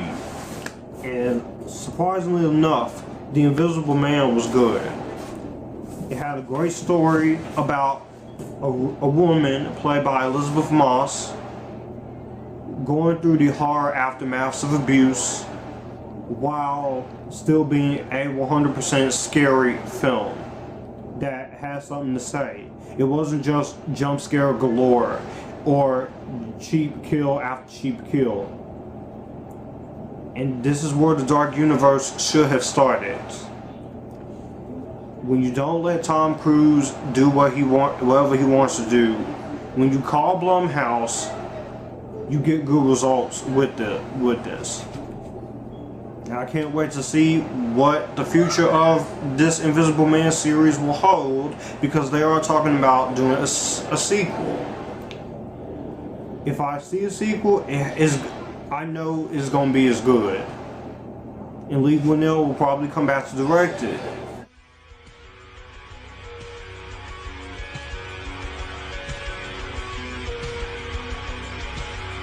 And you better hope nothing happens to me. Because if I die, you die.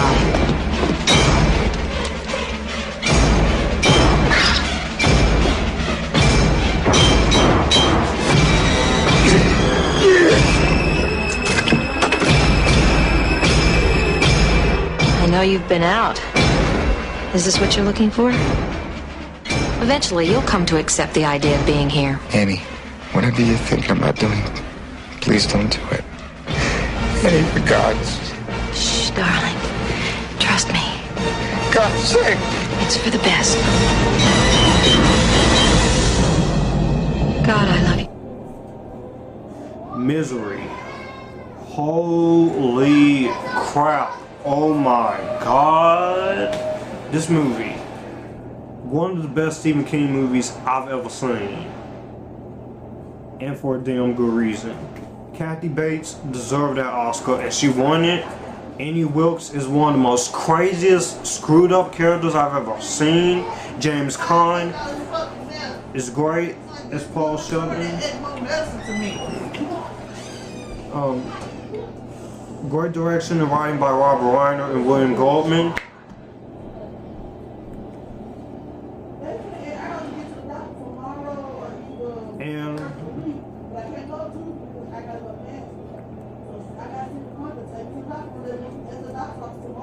And the performances are well done. And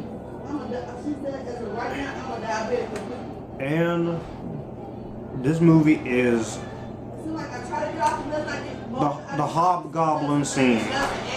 Good Lord, the Hobgoblin scene is, that's some brutal crap. And that fight at the end between Kathy Bates and James Caan is so epitastic.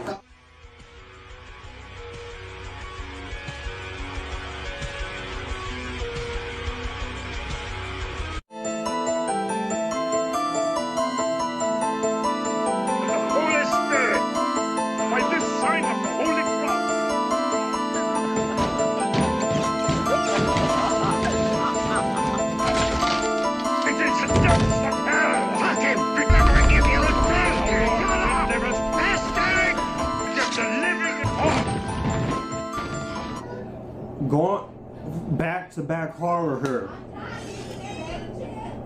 The Exorcist. The original Exorcist. Whoa!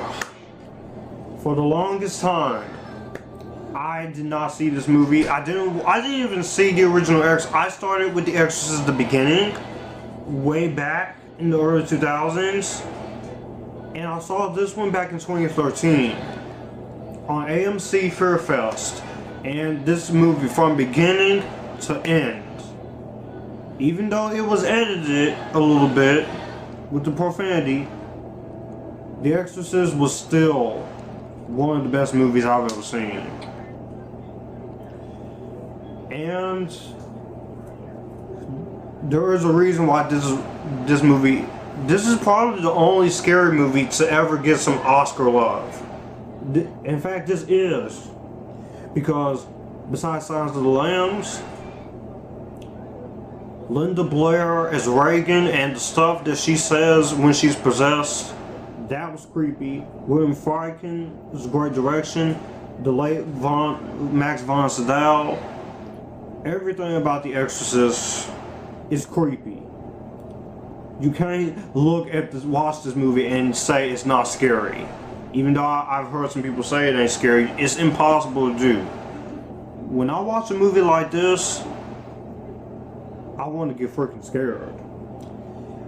I haven't seen the director's cut, but I've heard the director's cut is even more scarier. But it's only 2 hours longer. But this is how you do horror. Back-to-back horror with The Invisible Man, Misery, and The Exorcist. Woo! That is awesome for me to do in this 100 favorites.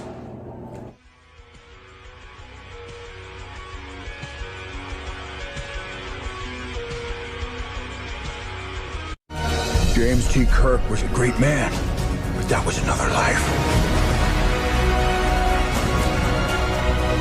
They're locking torpedoes. Emergency evasive! Fire everything!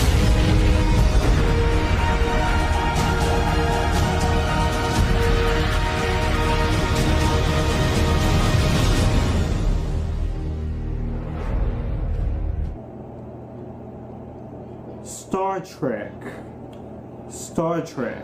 You heard me. 2009 Star Trek. The movie that got me into the Star Trek craze. Remember when big movie premiere was a thing on TV Guide Network? And they would talk about movies like this. I remember.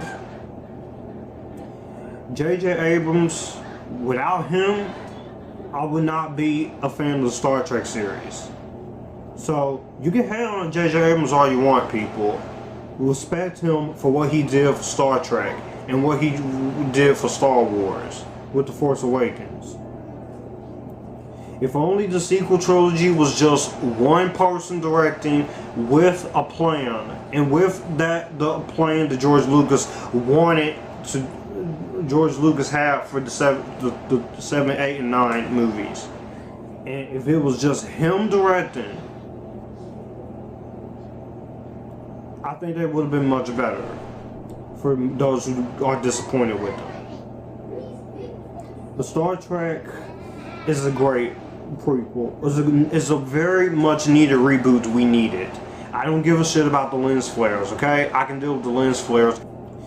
A great cast too. Chris Pine, John Cho, Dredd himself, Carl Urban, Zachary Quinto, Zoe Saldana, Simon Pegg, Bruce Glenwood, Winona Ryder. Still good looking though, Winona Ryder is. But yeah. Star Trek, definitely one of my favorites. And is my favorite Star Trek movie.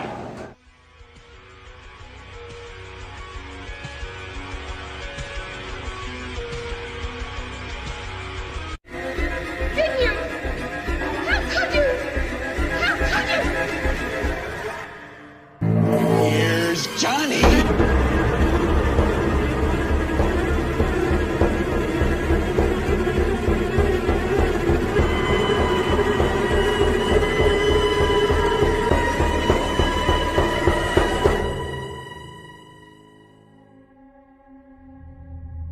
The Shining. I know Stephen King hates this movie, but The Shining is a great movie. One of the best Stephen King adaptations. I do prefer Dr. Sleep over this, but I can't help but respect the classics. The funny part is that my mother and myself, my mom bought this movie back two months ago, back in May, and we showed it to my older sister, my 21-year-old sister, and she didn't like it because of the fake blood. I can understand why she doesn't like it, but The Shining, this is one of the best Jack Nicholson performances. if it wasn't for him and for all this movie went through, I don't think this movie would have worked. So I gotta give big props to Stanley Kubrick for The Shining. Stephen King, I understand you don't like the movie, but The Shining is simply a classic. A great horror masterpiece in its own right. Now we're into the top 50. And number 50, we have, of course, y'all know I was gonna do it. You know I was gonna put this movie on this list, and that movie is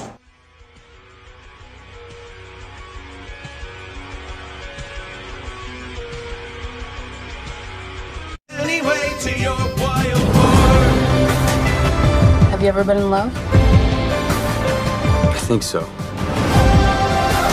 These last few years, it's almost like I can feel you holding your breath.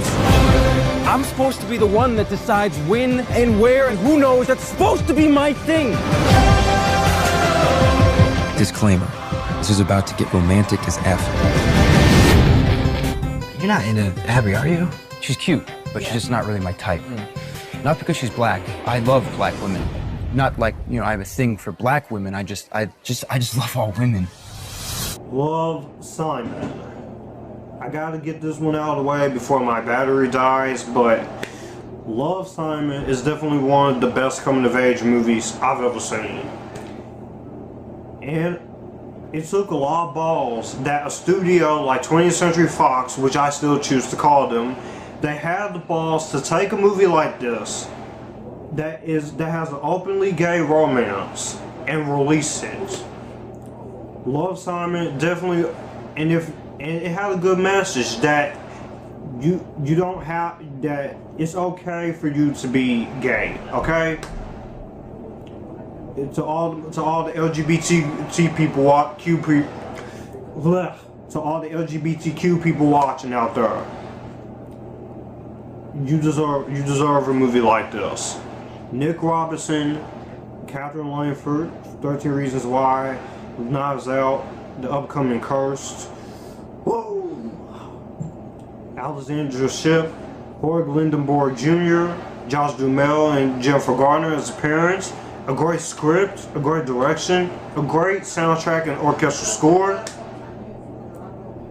Love, Simon is everything I could have wanted from a movie like this.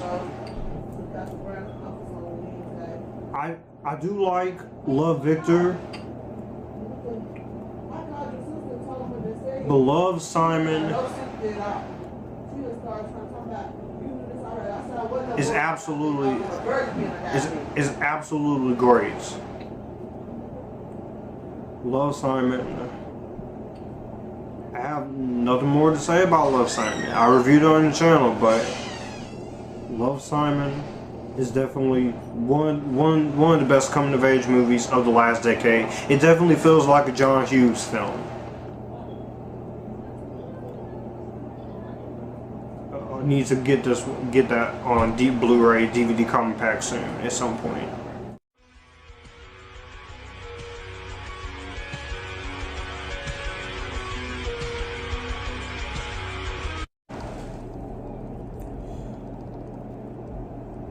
Continuing my 100 favorites in number 49. It's all part of the plan. Come on, hit me! Let's put a smile on that face.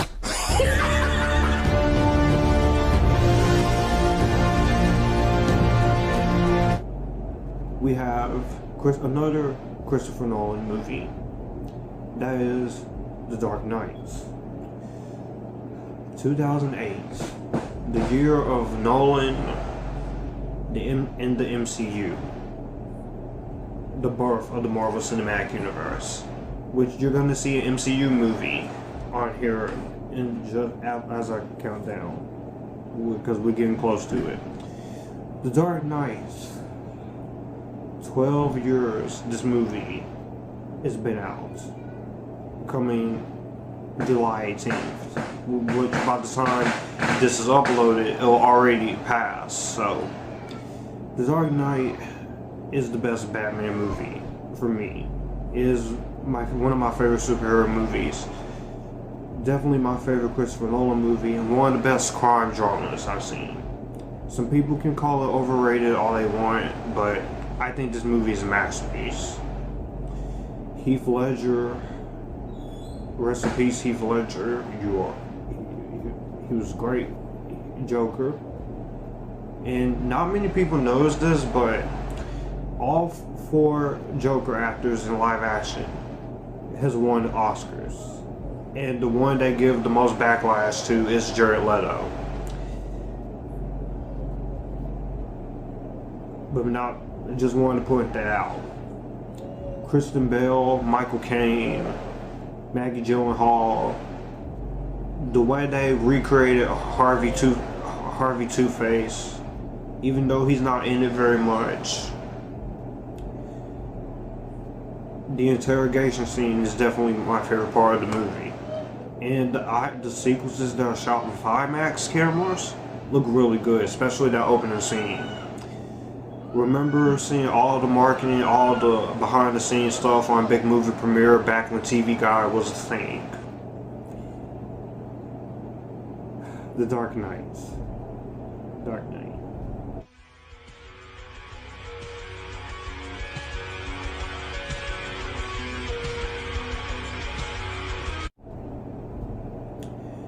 Number 48. I feel really good.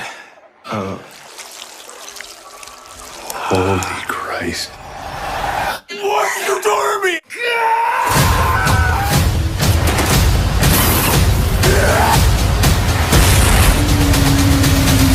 Overlord.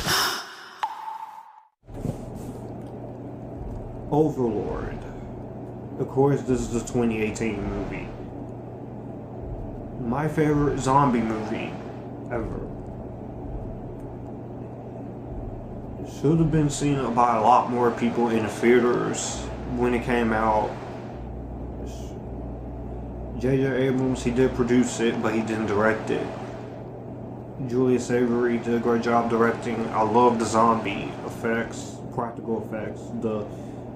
The idea that this is a zombie movie that takes place during the Second World War. Jovan Apito as our lead. The main villain, he's a good villain. You love to hate him. Kurt Russell's son, Wyatt Russell. Nice introduction to Mathilde Olivier, who I hope to see in more films. And she was a pretty strong female character, despite what happens to her. But it's just... Overlord is a fun time.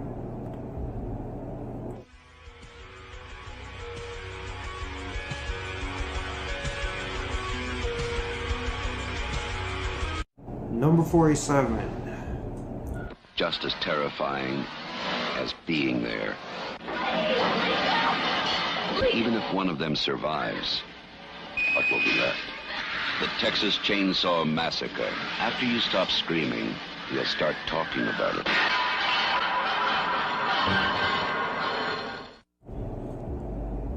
The Texas Chainsaw Massacre, 1974.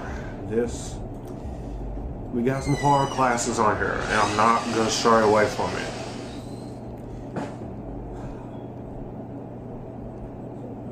Leatherface, great villain, great story. The way this movie is filmed and presented, this will give you the most claustrophobic, the most scariest, the most pretty intense feelings while you watch this.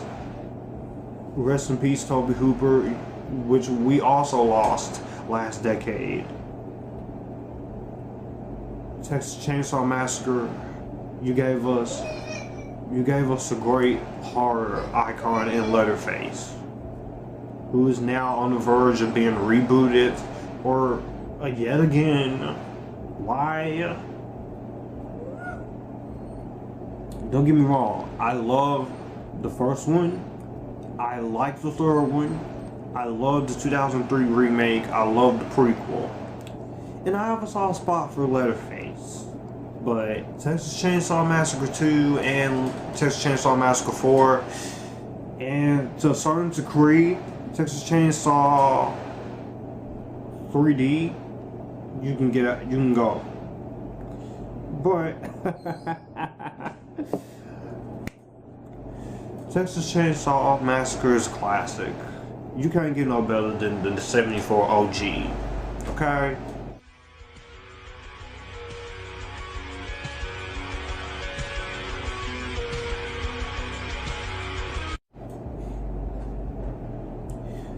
Number 46.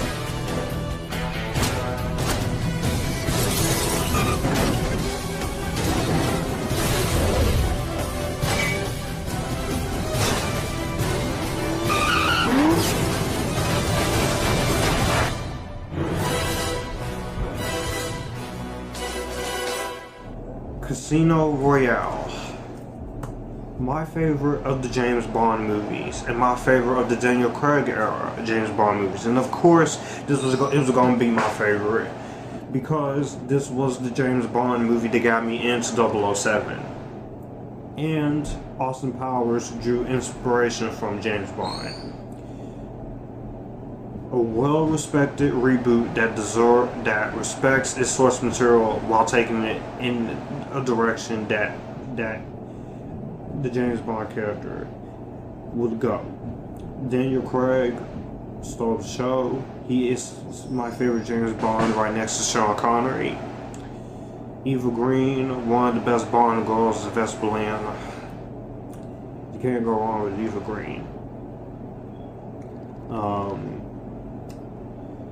Le Chiffre, Mads Mikkelsen's great. You have a great theme song, You Know My Name, which is my favorite Bond theme song. Everything about Casino Royale was great. And I can't wait for No Time to Die in November.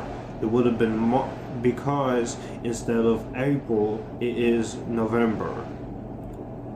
But at least he's back in his time frame. Even though he's going to be going up against Black Widow. But he'll be fine.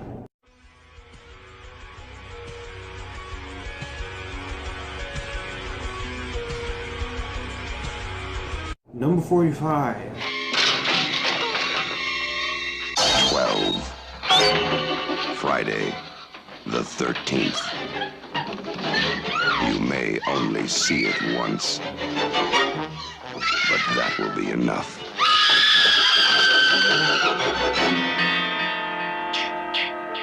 Friday, the 13th. Friday the 13th. 1980 Friday the 13th, I should say. Some people can call it a ripoff of Halloween all you want, but Friday the 13th is one of the best movies in the 1980s. Pamela Voorhees, the fact that you don't see Jason in this movie, and that is the mom going around killing everybody, is what makes Friday the 13th a fun movie. And you have introductions of very young Kevin Bacon. A nice score by Harry Manfredini. I love the setting, Camp Crystal Lake. The Jason sound effect can scare you, but it did a good job of scaring you. And it works.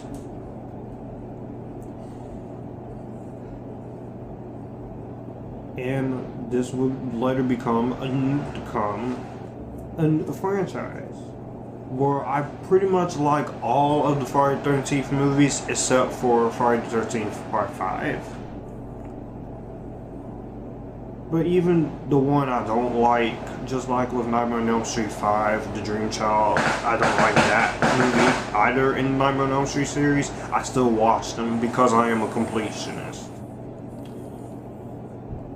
But Friday the 13th, classic horror film.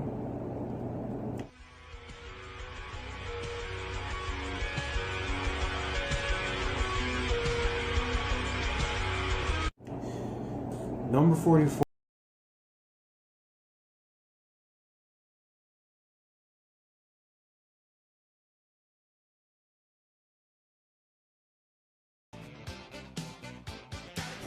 the Back to the Future trilogy.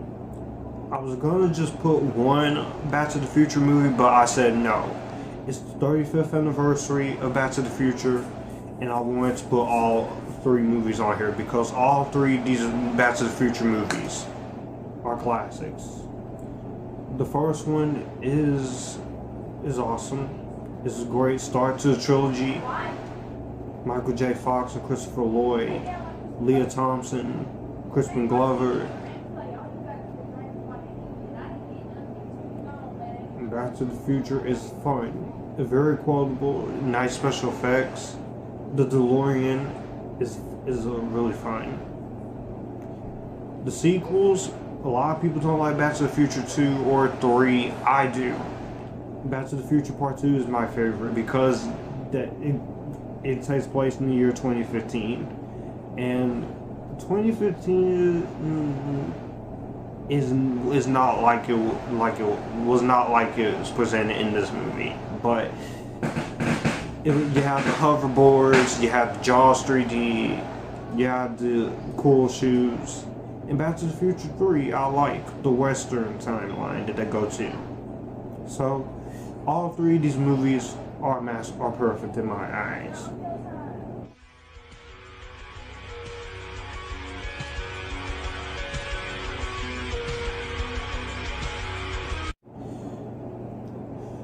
Number 43. Yes! Woo!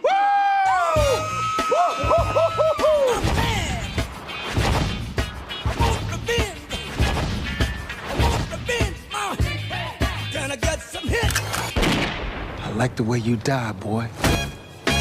Gentlemen, you had my curiosity, but now you have my attention. What's your name? Django. The D is set.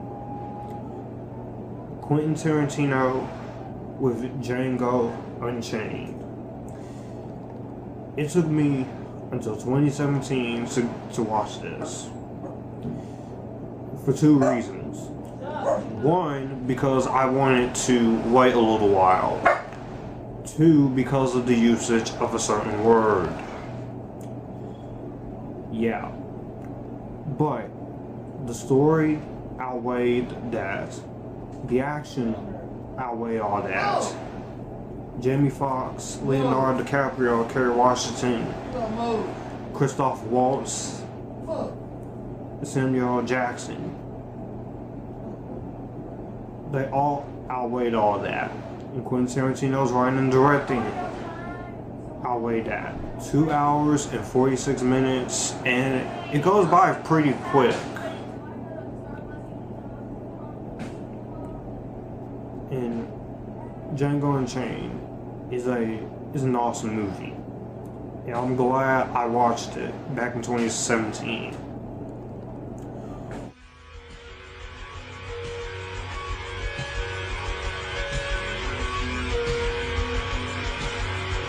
Number 42.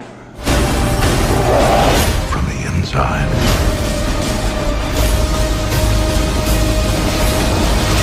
That's the best you can do! You had to ask.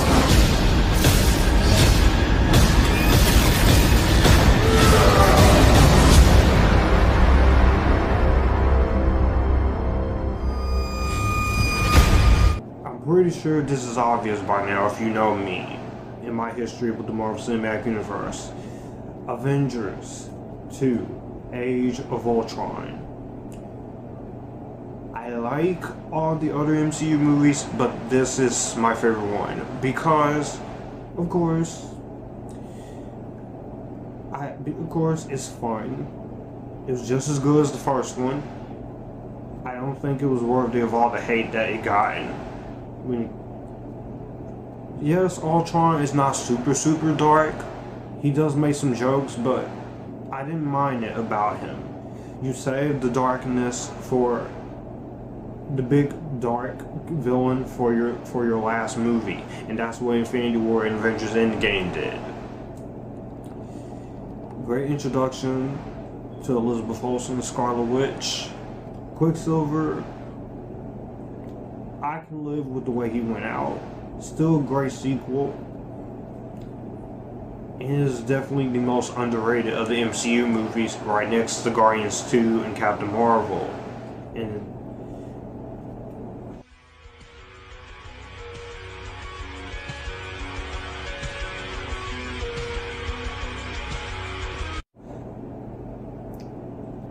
number 41.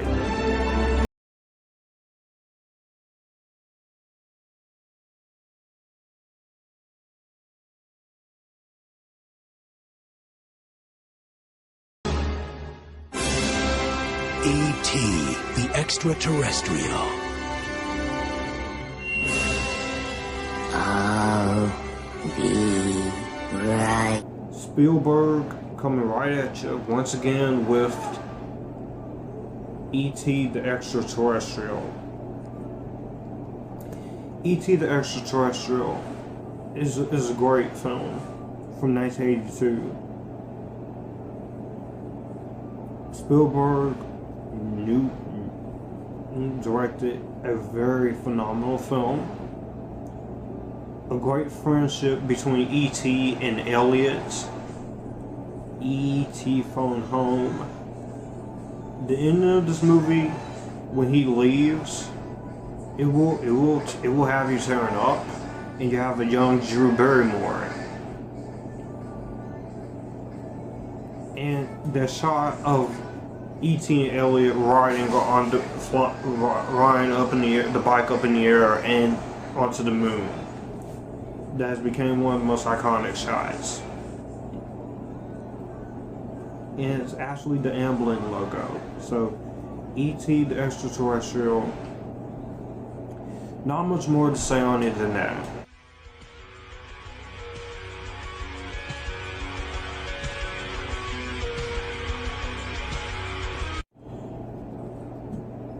Number 40.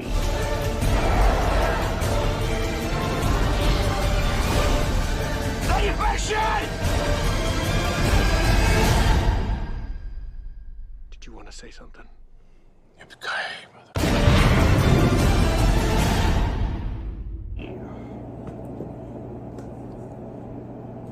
Live Free or Die Hard. This is the fourth Die Hard movie, by the way. Yes, it was PG-13, but if you watch the underrated cut, it doesn't really make a difference, because Live Free or Die Hard, it is my favorite Die Hard movie in the series. I like all five of them. Bruce Willis, still John McClane. This was back when Bruce Willis still cared. Justin Long, Timothy Olyphant as the villain, Maggie Q as the other villain, Lynn Wiseman directed this one, Mary Elizabeth Winstead, fun action, some good humor, pretty intense story, especially with the stuff that is presented here in this movie. So Live Free, Die Hard, I ain't got too much more to say, so go watch it.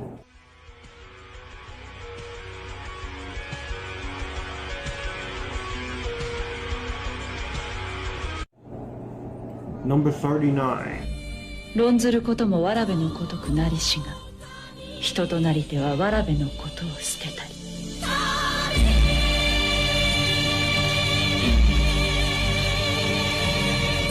Ghost in the Shell, 1995. Ghost in the Shell. One of the many influences on the Matrix trilogy. Very nice cyberpunk, sci-fi, and Japanese anime. That's really well told, very well directed, very well voice acted. Very interesting characters and concepts that I have fun with. The action. And I do like the 2017 live action one with Scarlett Johansson, but I do like this one better. But I ain't taking nothing away from the 2017 film.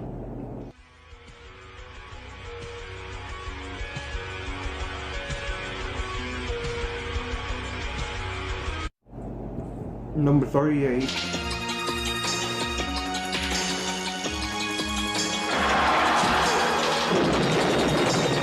20th Century Fox presents Arnold Schwarzenegger. Predator. The hunt begins Friday, June 12th. Predator. 1987 Predator. Arnold Schwarzenegger, The Handshake, Shane Black, Bill Duke, Carl Weathers. The original is where it's at. The very first one in the series, the Predator coming to Earth, killing people, takes people's skin, and then hangs you upside down. And the Predator himself, the definition of a fun horror icon. Also a sci-fi icon too. When him and Arnold Schwarzenegger have that whole throwdown at the end, you gotta love that. Get to the chopper.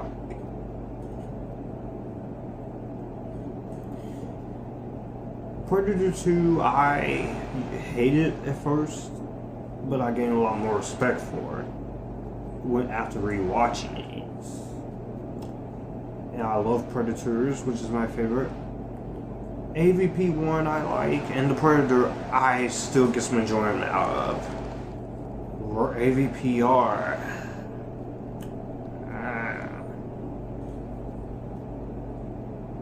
But yeah, Predator is a classic in its own right.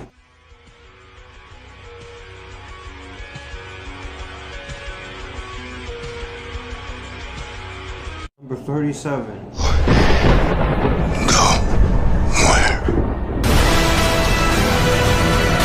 Apes!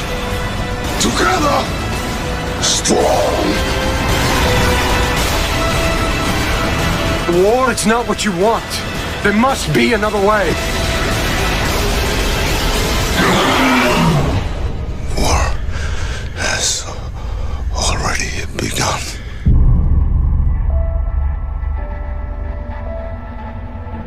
Dawn of the Planet of the Apes.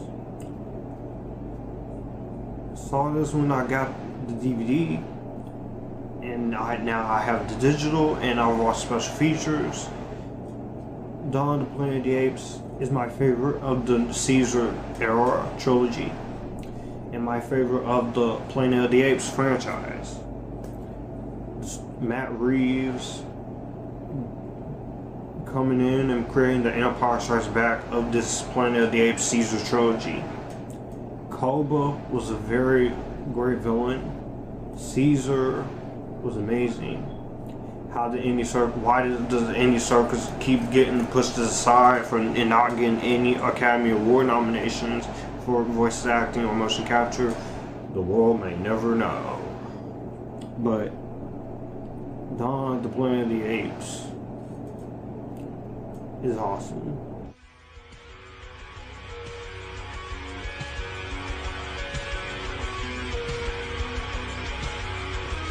Number 35.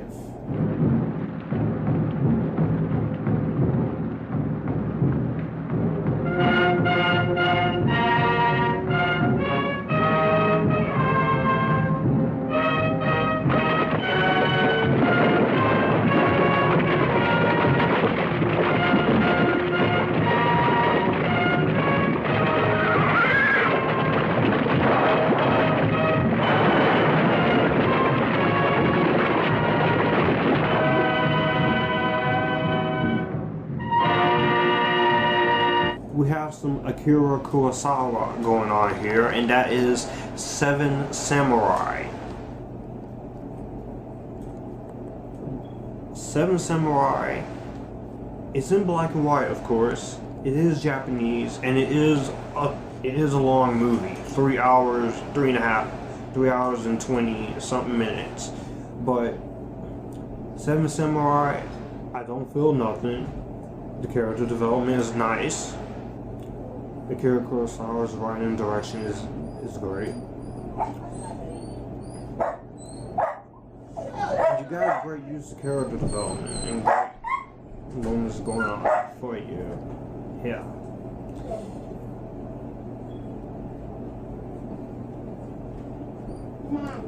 Like I said, it is a long one, but of course, Seven Samurai is a good movie. I ain't got too much more to say on it, so I review it at some point.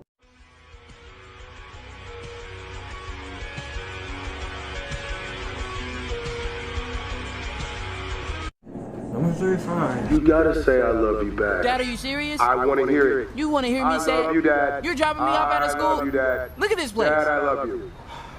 Dad, I love you. That's a copy.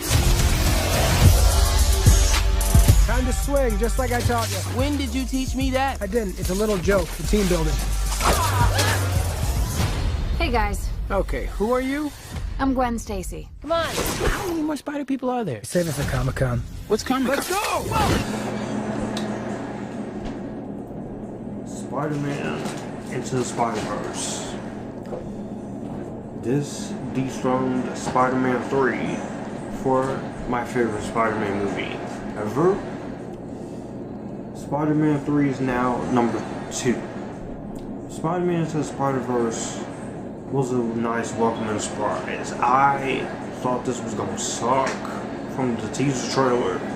Then when more trailers coming out, and when I found out the cast and I found out who was gonna be producing it, I got hyped. Miles Morales, Shamik Moore. I have a lot of respect for Miles Morales. I love his costume. Haley Steinfeld is Gwen Stacy. She was my favorite part of the movie too. Besides him, Peter B. Parker, Spider-Ham, Penny Parker.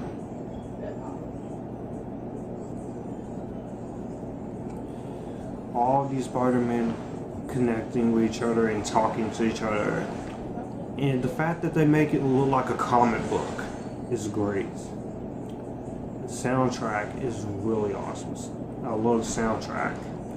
I can't wait for the sequel in 2022 because I can't wait to see more of the Spider-Verse and Miles Morales and Gwen Stacy in an interracial relationship. It's not woke. So screw that noise. And if they do this in live action, I'd be down for it. So yeah. Spider-Man Into the Spider-Verse. Great film. Masterpiece. One of the best movies of the last decade.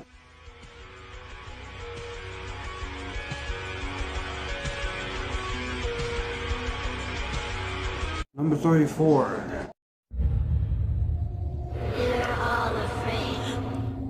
My children. Make them remember what fear tastes like! Now, evil versus evil. Nobody wake me up! Freddy versus Jason. Rated R. Freddy versus Jason.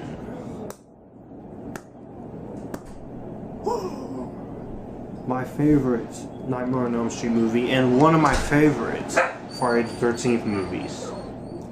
This crossover is over the top. It gets bloody a lot, but I love it. Freddy vs. Jason was my introductory movie towards Freddy and Jason. In this movie, it took me a while, and my mom, a while to get my sister to finally watch this film.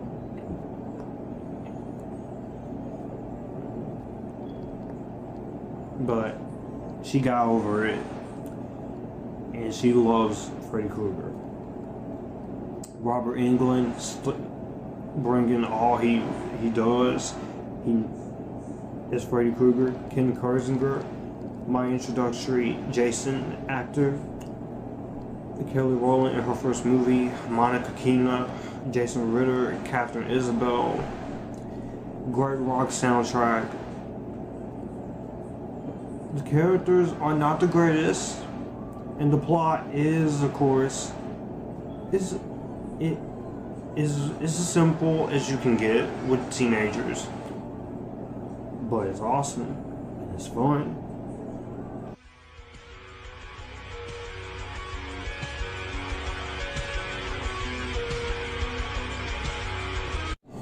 Number 33.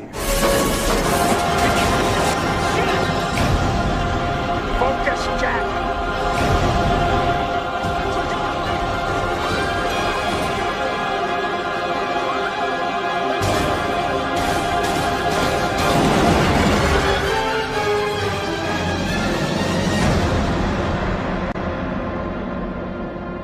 You still don't get it, do you, Jack?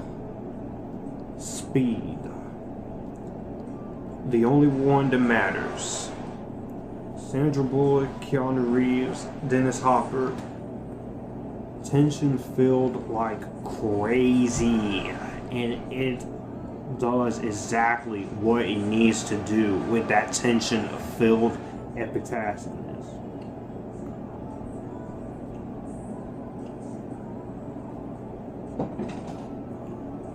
And this is one of my favorite Keanu Reeves movies.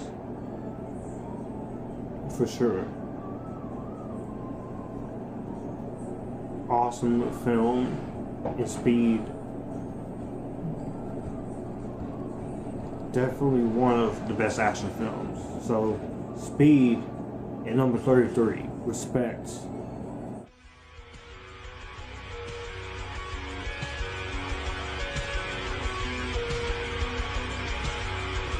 Another 2018 release on here. Number 32 is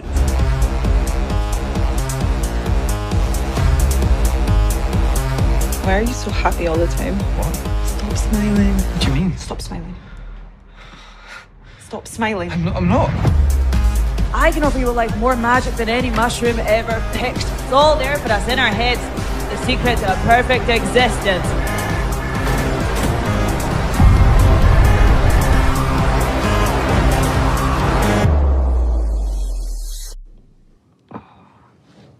Let's never go out there. the party's just beginning. Come on, are you serious? Yeah. Karen Gillan, her directorial debut, very amazing actress, underrated, and she's pretty. One of the prettiest redheads I've seen. She wrote, directed, and starred in this great drama about a woman who is spiraling out of control after the loss of her friend, and she's trying to save herself from going down the same path as her friend. And this movie is great. If you have not seen The Party's Just Beginning, go to Hulu and find this movie. This movie is amazing and insanely underrated. This should have been seen or heard of by a lot more people. And I can't wait to see what Karen Gillan does next in acting, but also directing. So, yeah, I can't wait.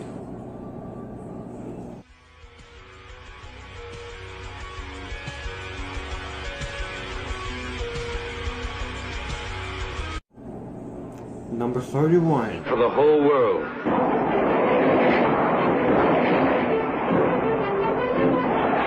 Steve Martin signing off from Tokyo, Japan.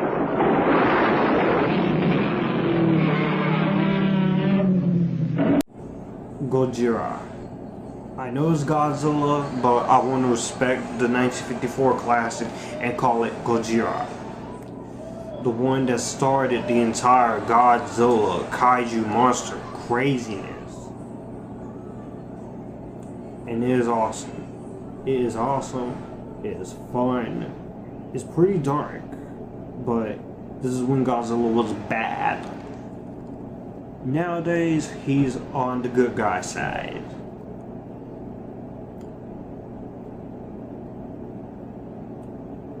you can't really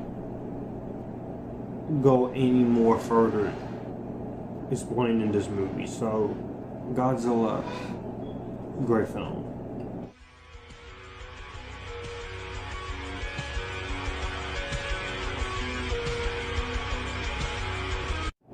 Number 30. Everybody needs a little Shrek. Shrek. Shrek. Shrek. They got a big one. Then I saw her face.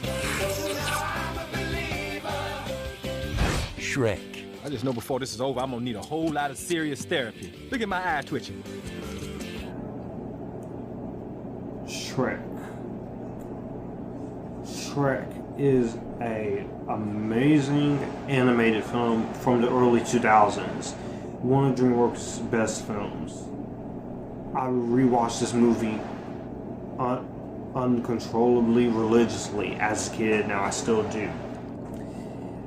Eddie Murphy is Donkey, Mike Myers as Shrek, Cameron Diaz as Fiona, John Lithgow as Lord Farquaad, Duloc, the one that started it all. Mad respect. Mad respect. Yeah, mad respect.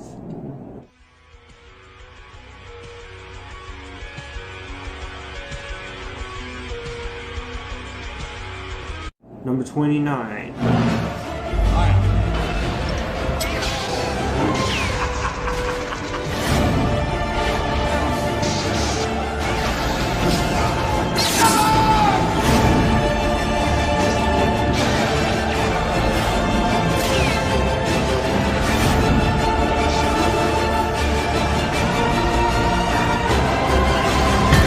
Bad for a little furball.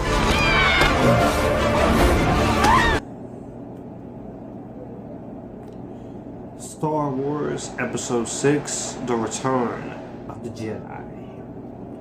For some people, this could be the last one. For me, it's the last one in the original trilogy. Because I am a supporter of 7 through 9. So, again, sorry, sequel trilogy backlashers. Star Wars Return of the Jedi is great.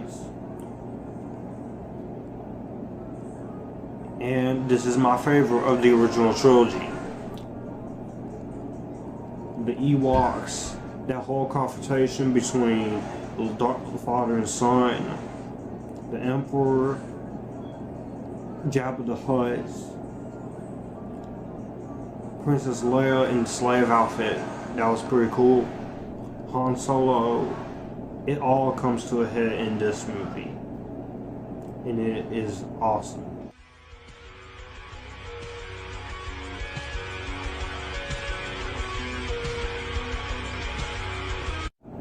Number 28.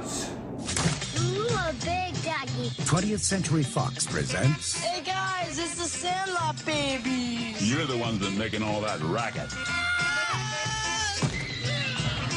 A Lifetime of Adventure. Come on, Squid, you can do it. Pull through, bud. Little bird.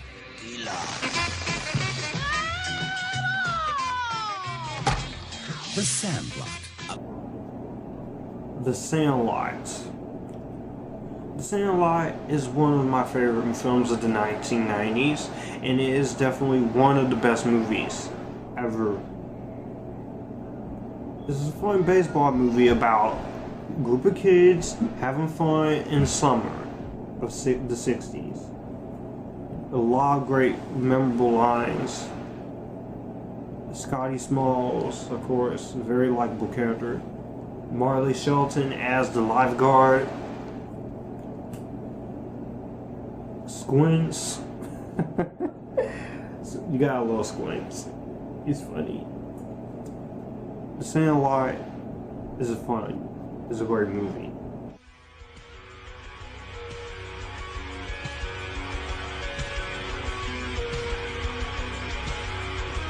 Number 27. I've watched a lot of people die. Friends.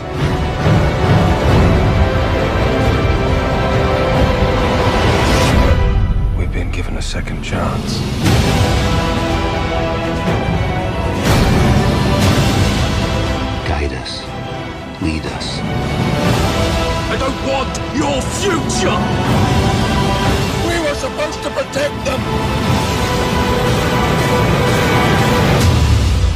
You're afraid. I remember.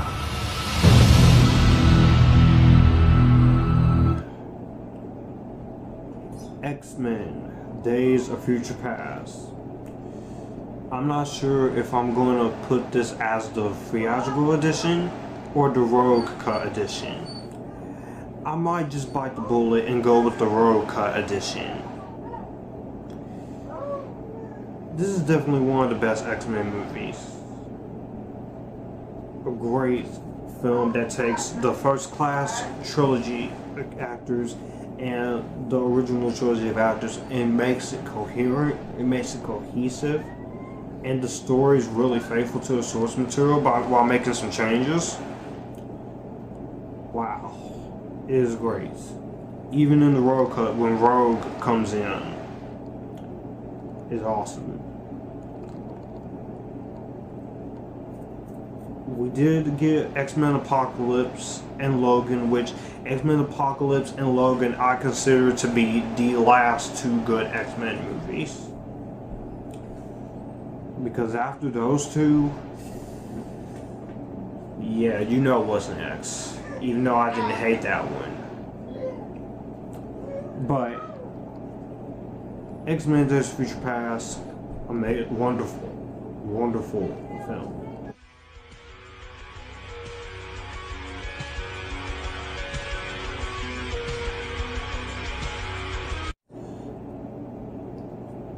Number 26. Unlike other classics, West Side Story grows younger.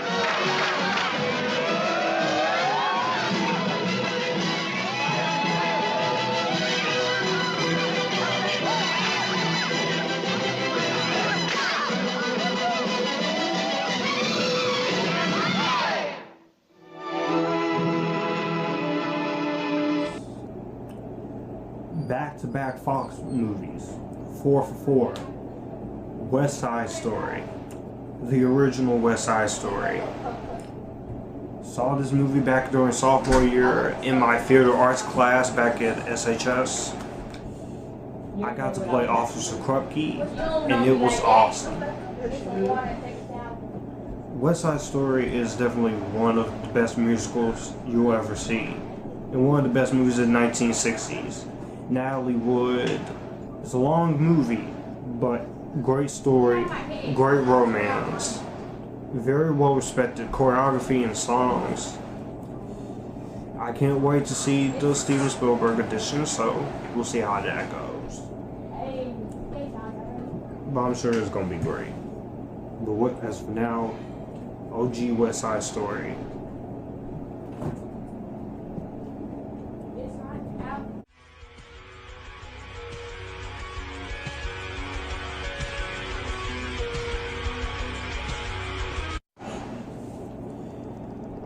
Back-to-back Warner Brothers here, number 25. Coward Todd. You'll be back. Get him! My hand, swear eternal loyalty to Zod.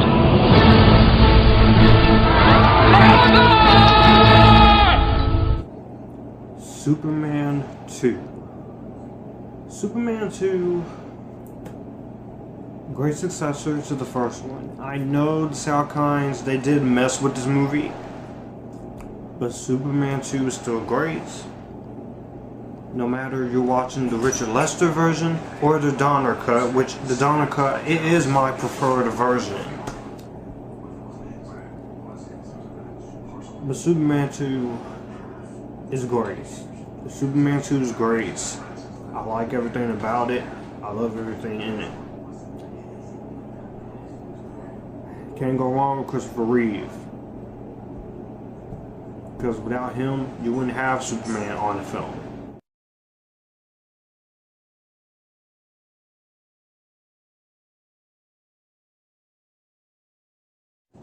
'24. Let's have it. Have what? Your report. What have you been doing? Oh, well, for the past 3/4 of an hour, I've been sitting on my ass in your outer office, waiting on you. Damn it all, Harry, that's the mayor you're talking to. Clint Eastwood. Detective Harry Callahan. You don't assign him. Stop! To murder cases. You just turn him loose. Now, what the hell is he doing up there?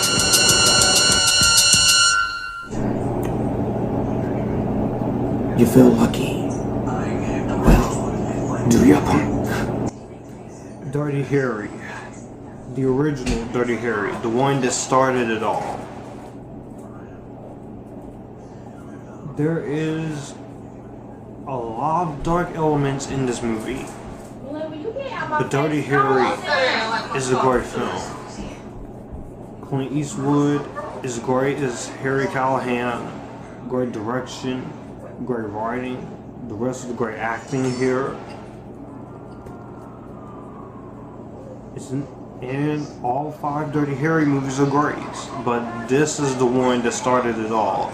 Because of course, without the first film, you wouldn't have the other Dirty Harry movies. So, Dirty Harry is awesome.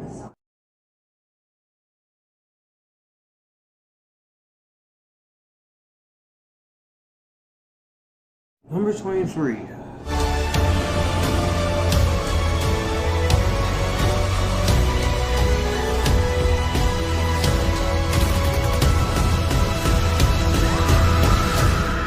This is Godzilla's world. We just live in it. Damn right.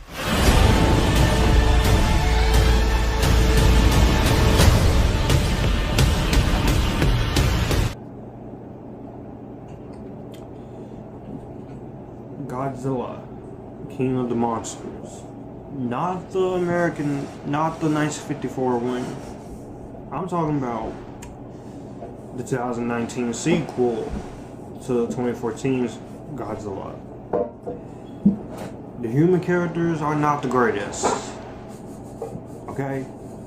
I fully acknowledge that. But Godzilla movies, most of them you don't go for human characters. You go to see Godzilla. Unless, with the exception of a few of these movies where you do get to care about the human characters, like the 54 one, to a certain degree 2014. Even a few of the older films, but Godzilla King of the Monsters was a nice setup that sets everything up for Godzilla and Kong to fight very well. Mothra was really beautiful to see on screen. Rodan was pretty awesome with his fiery volcano Voltor-like look. Ghidorah was badass in this movie. And Godzilla himself was also badass, especially in that final fight in Boston where they cause crapload of destruction, and when Godzilla throws Ghidorah down into a building after he gets his head webbed. I can't wait for Godzilla vs. Kong next year in May. Because, again, crazy times we're living in right now. And it's a shame that this movie kind of underperformed at the box office because those people who don't really watch YouTube videos all day, most people, they didn't even go and see it. And because of some of the mixed reactions, that is a shame.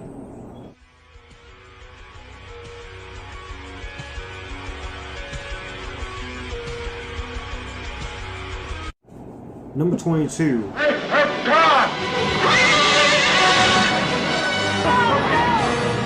The Lord of Hosts will do battle for us. Behold his mighty hand.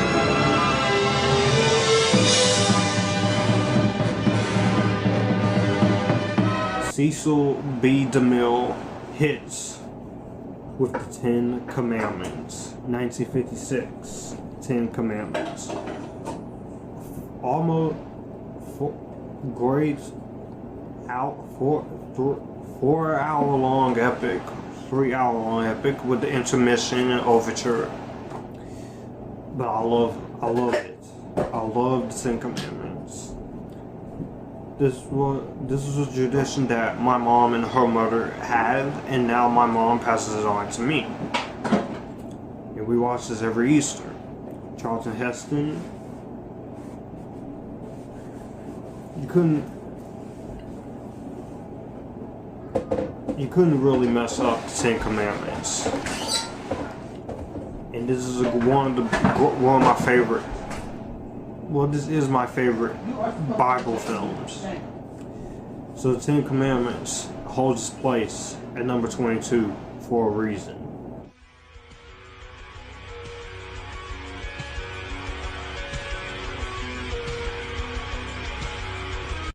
Number 21.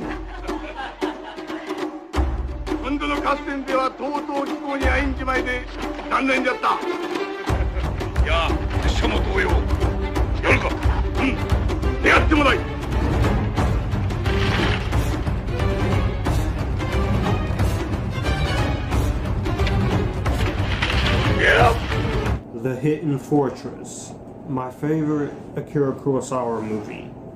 I saw this back in 2011 on DVD from a Criterion collection that I borrowed, and The Hidden Fortress is great. The main influence for Star Wars. Toshiro Mifune, the two mishaps, and of course, the princess. Great music, great direction and writing. Just everything about it rocks in its own merits.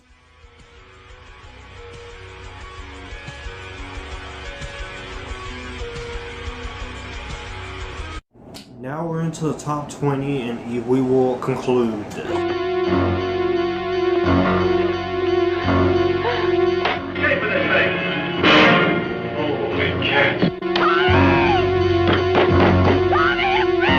Halloween, the night he came home.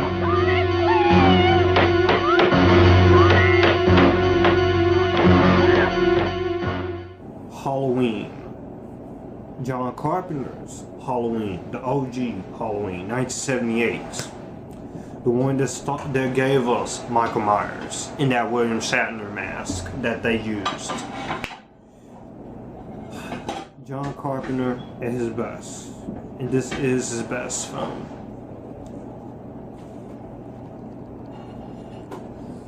Halloween, the movie that launched Jamie Lee Curtis's career. Michael Myers, great icon, great iconic kills. Dr. Loomis, the late Donald Pleasance. You can't get no better than that. And I like all the Halloween movies in the franchise, and I can't wait for Halloween Kills in October. And then Halloween Returns in October next year. So the franchise will be coming to an end for good. The only one I kind of have a problem with is The Revenge of Michael Myers. But even with Revenge of the Michael Myers, I do enjoy.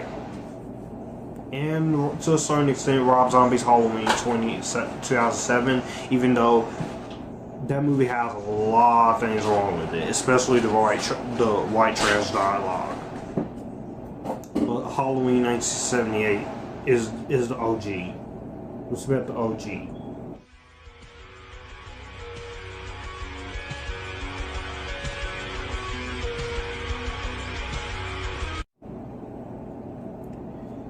Number 19. This is gonna be a bit of a controversial pick, but I don't care.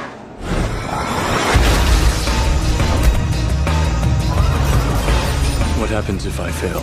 Then Zion will fall. They need you. I need you.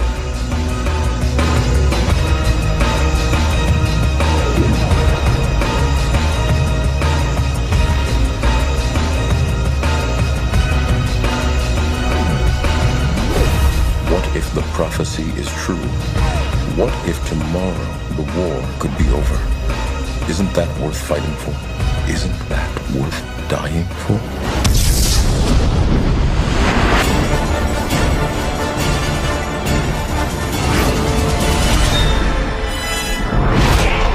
The Matrix Reloaded. This is my favorite of the Matrix movies. Story-wise, it's a bit all over the place, a little bit. But the action delivers. You have the freeway chase, which is one of the best car chases ever put on film. Neo fighting all the clones of Smith and doing the 360 kick with the pole. Persephone, Monica Bellucci, and Keanu Reeves, where she has him kiss her. Tongue twister there. Carrie-Anne Moss, Lawrence Fishburne. Matrix Reloaded is an underrated sequel, and same with Matrix Revolutions. The first Matrix is great too, but this is the one I watched the most.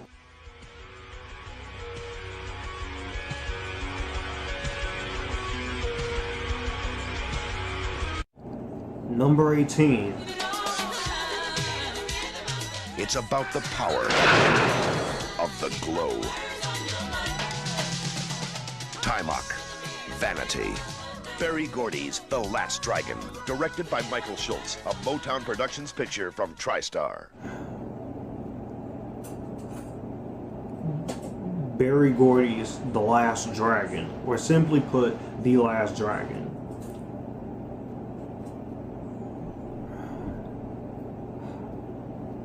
A childhood movie of mine. Last Dragon is one of 1985's best, and is one of the best of 1980s. Just 1980s fun at its best. Motown soundtrack written all over it. Vanity, may she rest in peace. Julius J. Carey, Shonuff, who may also he rest in peace. A lot of actors has passed away from this, except for a few of the surviving actors. Timok, Chris Murney, Glenn Eaton, etc. Great soundtrack. Shonuff is an awesome villain. Leroy Green, one of the best protagonists, who's awesome. And a lot of fun martial arts. So if you're into martial arts, you'll love this. Watch The Last Dragon.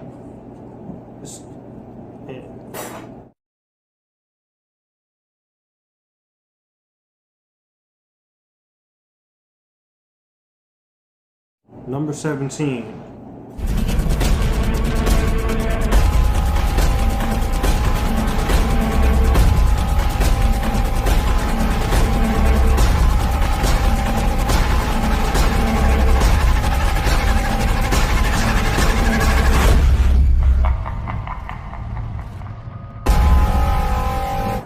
The year before The Last Dragon, 1984's Wes Craven's original A Nightmare on Elm Street.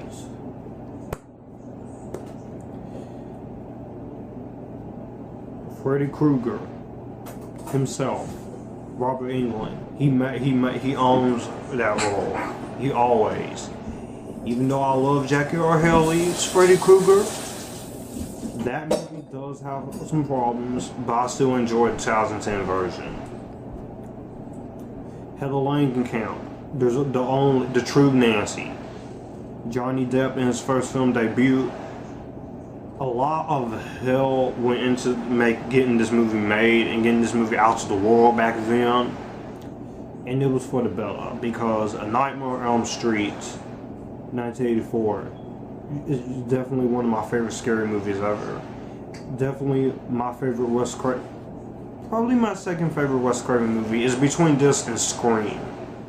But Nightmare on Elm Street, you can't go wrong with Nightmare on Elm Street.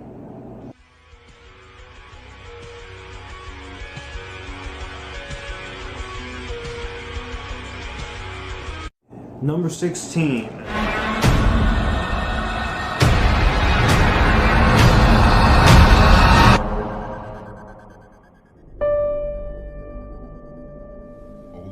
but we're being hunted.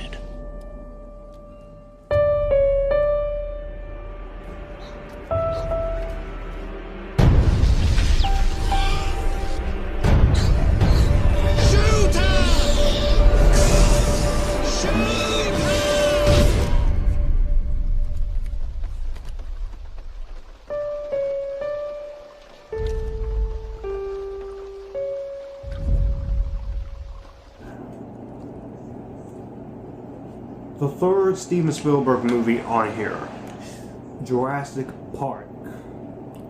If I was going to do a top 100 favorite movies of all time to celebrate my 22 years, this had to be on it. Well, I'm not 22 yet, but by the time this is uploaded, I will be. But Jurassic Park is a fun, awesome film, and I enjoy it a lot. I have fun with this movie a lot. Jurassic Park, the movie that made dinosaurs, awesome. Great animatronics, great CG, still holds up to this day. Sam Neill, Richard Attenborough, Jeff Goldblum, Laura Dern, Samuel L. Jackson. The Jurassic Park theme. Just think about this movie. It puts a smile on your face. And I have fun every time I rewatched it.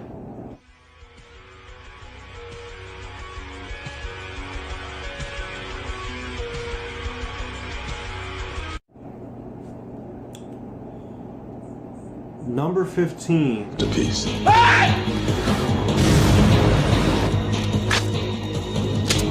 Let's finish it.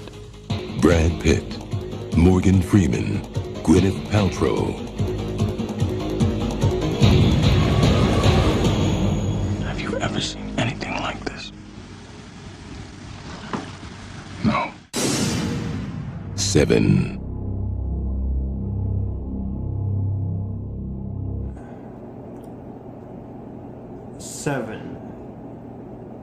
One of 2 David Fincher movies.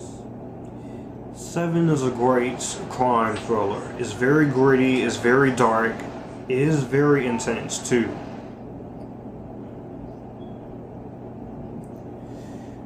David Fincher and Andrew Kevin Walker crafted a really well done script. Very intense to watch, especially with your family or your girlfriend, if you have one. But this is a good movie. Morgan Freeman, Brad Pitt. I got a tongue tied again. I don't know how many times I can get tongue tied in this video, or tongue twister. Gwyneth Paltrow, Kevin Spacey as the villain. The 7 deadly sins: gluttony, lust, wrath, envy, sloth.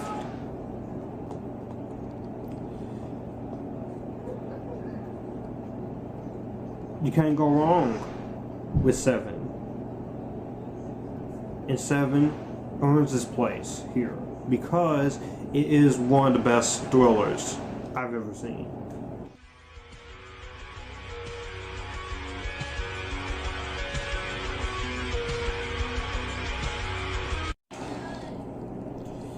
Number 14, Weekends.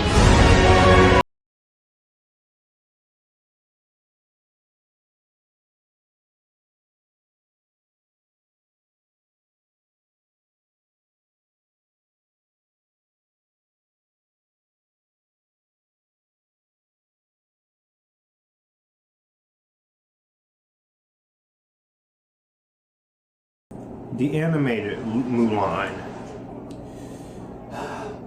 Back when you could have female empowerment in a movie. You hear me? All you people who whine about Ellie in The Last of Us 2.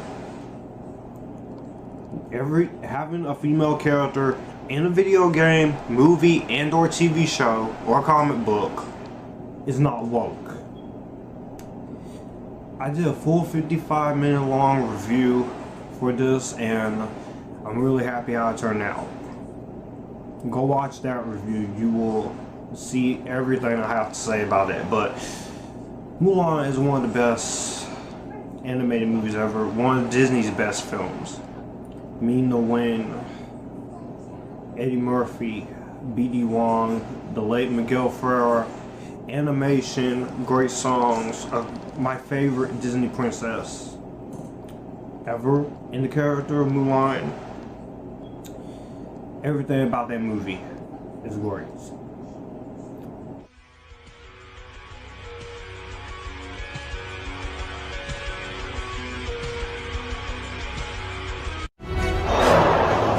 Are you not entertained?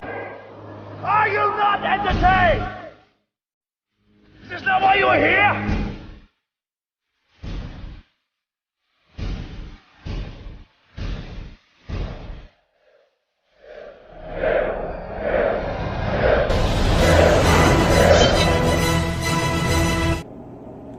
Gladiator. Gladiator. Yes. Are you not entertained? This celebrated its 20th year anniversary. Not gonna say too much about Gladiator because I still am planning to do a review for this year. If not this, hopefully later on this year. But I'm just gonna say Gladiator is definitely one of Ridley Scott's best movies. Russell Crowe's best performance, Joaquin Phoenix, Connie Nielsen, gorgeous. And this brought back the swords and sandals like genre. And followed by a few other movies along the way. But not gonna say too much about Gladiator because I will be reviewing it.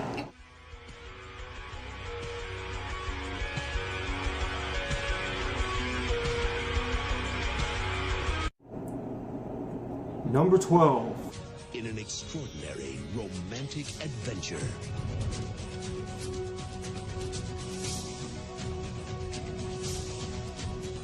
From Ang Lee, the director of Sense and Sensibility.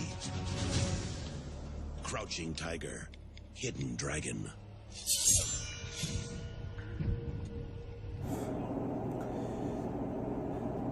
Crouching Tiger, Hidden Dragon.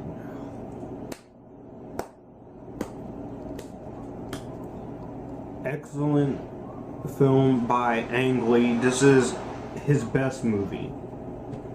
I like Ang Lee as a director. I love his 2003 Hulk. I know some people don't. I got problems with that movie, but it's still good. The Crouching Tiger, Hidden Dragon is definitely one of the best films you will ever see in your life. Great action, a compelling story, great character development from all the actors in this movie across the border. A lot of wire work. This was the early 2000s, so you get a lot of early wire work, and it is awesome. Great cast as well. Chow Yun-fat, Michelle Yeoh, Chang Chen, Z Zhang, who will later go on to be in Memoirs of a Geisha and Godzilla, King of the Monsters, and the upcoming Godzilla vs. Kong.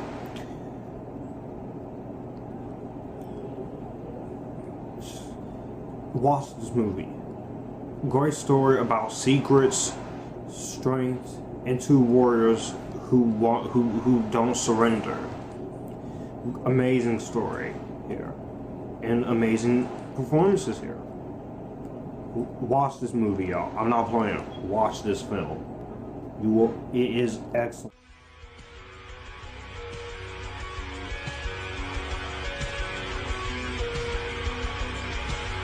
Number 11. Silencio. Silencio.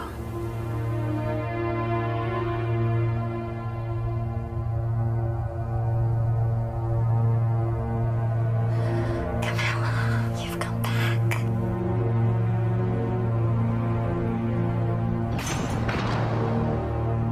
We got some David Lynch going on here, and that is Mulholland Drive. I watched this for the first time ever in May, and 2 hours and 27 minutes. Let me tell you, I love David Lynch's direction, his screenplay. The way he's able to tell this story is amazing. It's really amazing.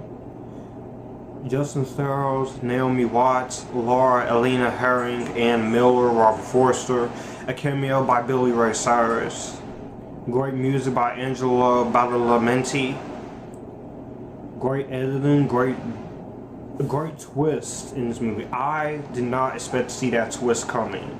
That twist was amazing. Not to mention, you have a pretty cool lesbian scene. That's a little something for the guys out there. But Mulholland Drive is definitely David Lynch at his best. This is his best movie I've ever seen.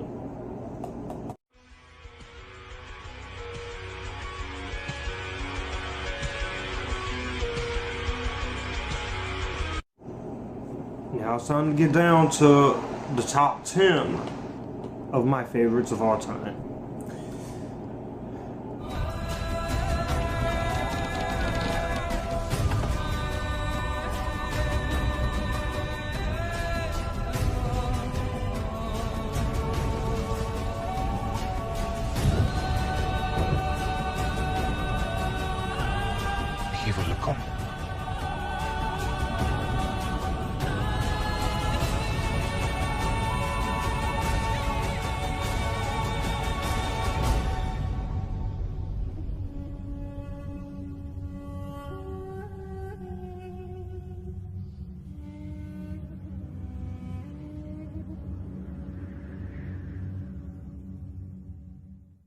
The Passion of the Christ.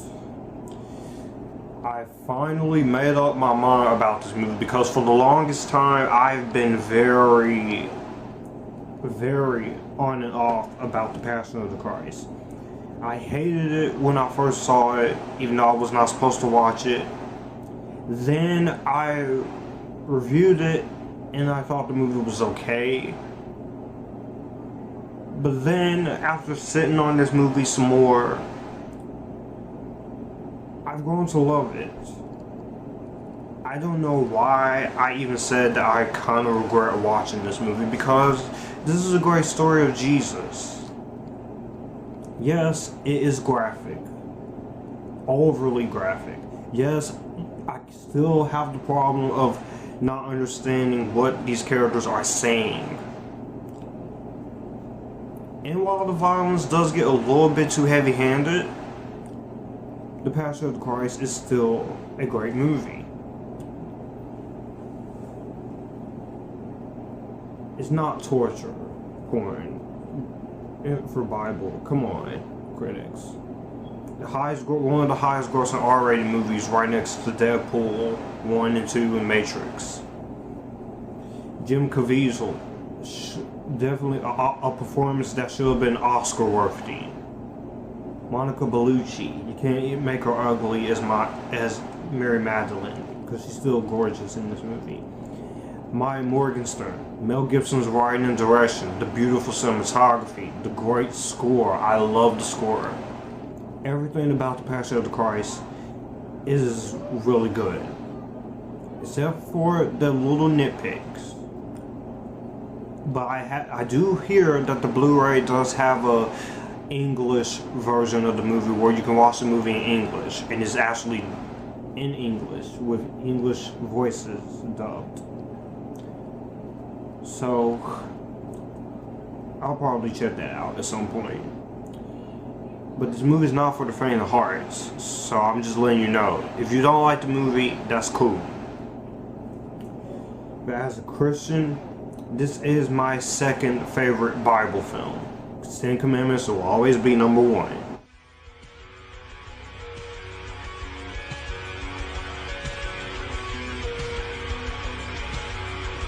Number 9.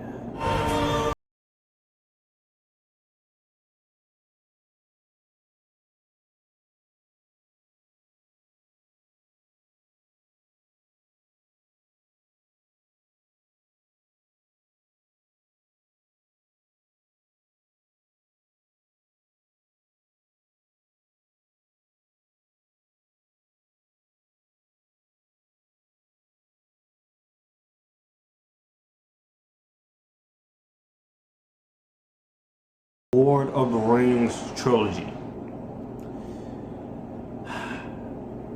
I started with Return of the King back in 2009, then watched Two Towers back in 2012, and then in 2013 I went with the Fellowship of the Ring. So I went backwards with this. And the winner of 17 Academy Awards, respect for Peter Jackson for being able to take J.R.R. Tolkien's big, ambitious world and make it filmable. Because at the time, this was considered to be unfilmable. And looking at the first half of the appendices on YouTube for the Lord of the Rings trilogy, you can tell that Peter Jackson, he went through hell and high water to get this movie made. And all three of these movies are masterpieces. No matter if you're watching the theatrical cuts or the extended editions, which I prefer the extended editions, even though I very much love the theatrical cuts. It just don't get no better than Lord of the Rings. I even love The Hobbit as trilogy too. But Return of the King is definitely the best of this awesome trilogy. It is amazing. And the Lord of the Rings trilogy is amazing. Elijah Wood, Liv Tyler, Ian McKellen, Sean Astin, Viggo Mortensen, Orlando Bloom, John Rhys Davies, Sean Bean, Carl Urban, Miranda Otto, Bernard Hill, Brad Dourif, the late Christopher Lee, Miranda Otto, Howard Shore's music, everything about these movies is perfection. This right here is for all my Lord of the Rings fans, including Parker, Smichael. If you watching this, Parker, if you made it this far into the video, then this is for you.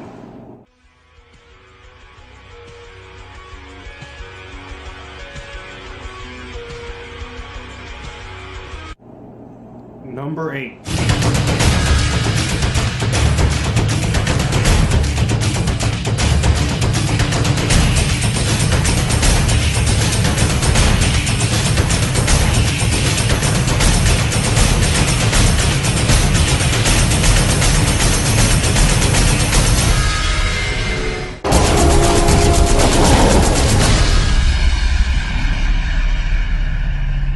King Kong. That's right, Peter Jackson again with King Kong. Saw this on TV back in the late 2000s on TNT.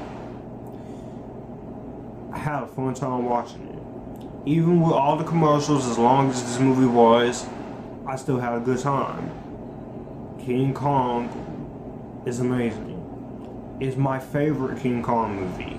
Adrian Brody, Naomi Watts, Jack Black, very underrated in this movie. Andy Serkis King Kong, the fight that he has with the dinosaurs, and King Kong just going around New York City at the end of the movie tearing it down. This is how you do a respectful remake to a classic film. And Peter Jackson, he got that down right. So, you can hate him for Lord of the Rings or this movie, but you gotta respect the man for his vision. Respect the man for his vision.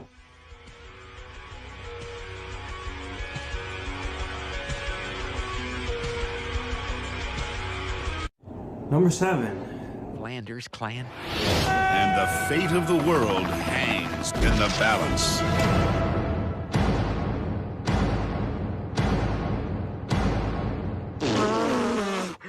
Who's a good pig?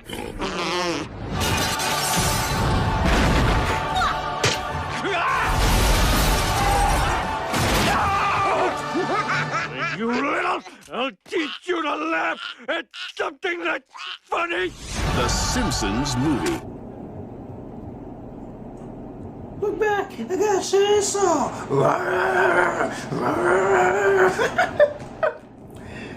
The Simpsons movie. Heard about this when it was getting ready to come out, and then I actually seen it. The Simpsons is definitely one of my favorite shows. I even enjoy the newer seasons, even though they're not as good as some of the OG seasons. but they're way better. They're way better than whatever South Park is doing nowadays. But the Simpsons movie, you couldn't screw up the Simpsons. You couldn't. Everything about the Simpsons movie was great for me.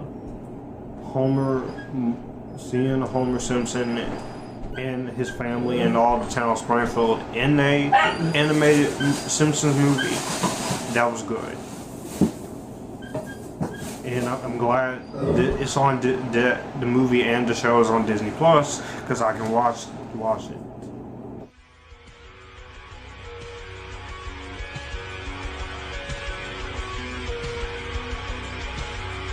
Number 6. We're giving you a state-of-the-art deal here. Since I'm producing my own records, I was wondering if I could own my masters too. Ray, we've never done that before. That's a better deal than Sinatra gets. Jamie Foxx.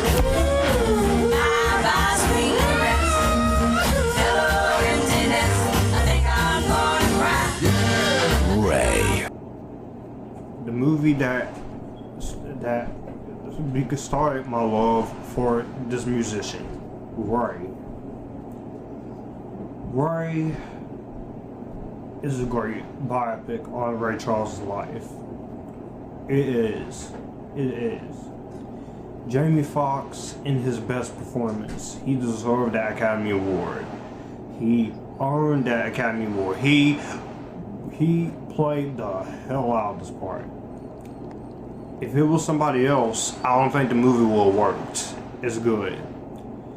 Taylor Hackford's incredible direction, and I think this is the last movie he has directed. No, he directed Parker, I think, with Jason Statham. Kerry Washington, Sharon Warren playing Ray Charles' mother should have been nominated for an Oscar.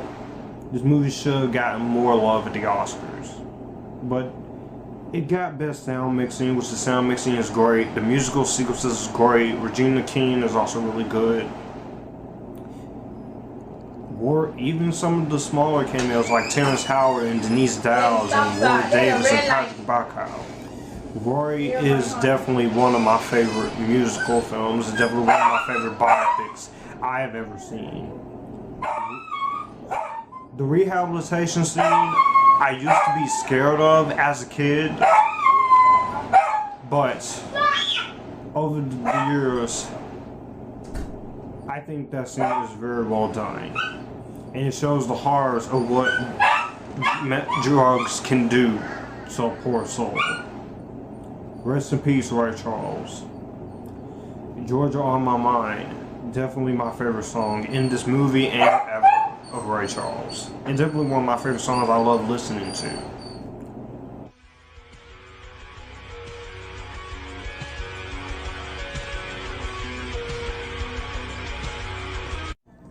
We're into the top 5, and at number 5 we have... What have you done?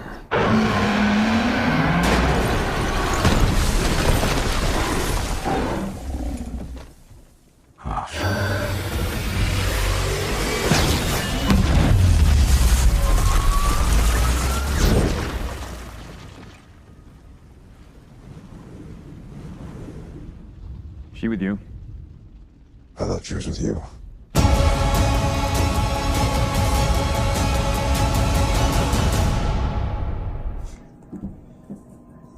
Batman vs. Superman, Dawn of Justice.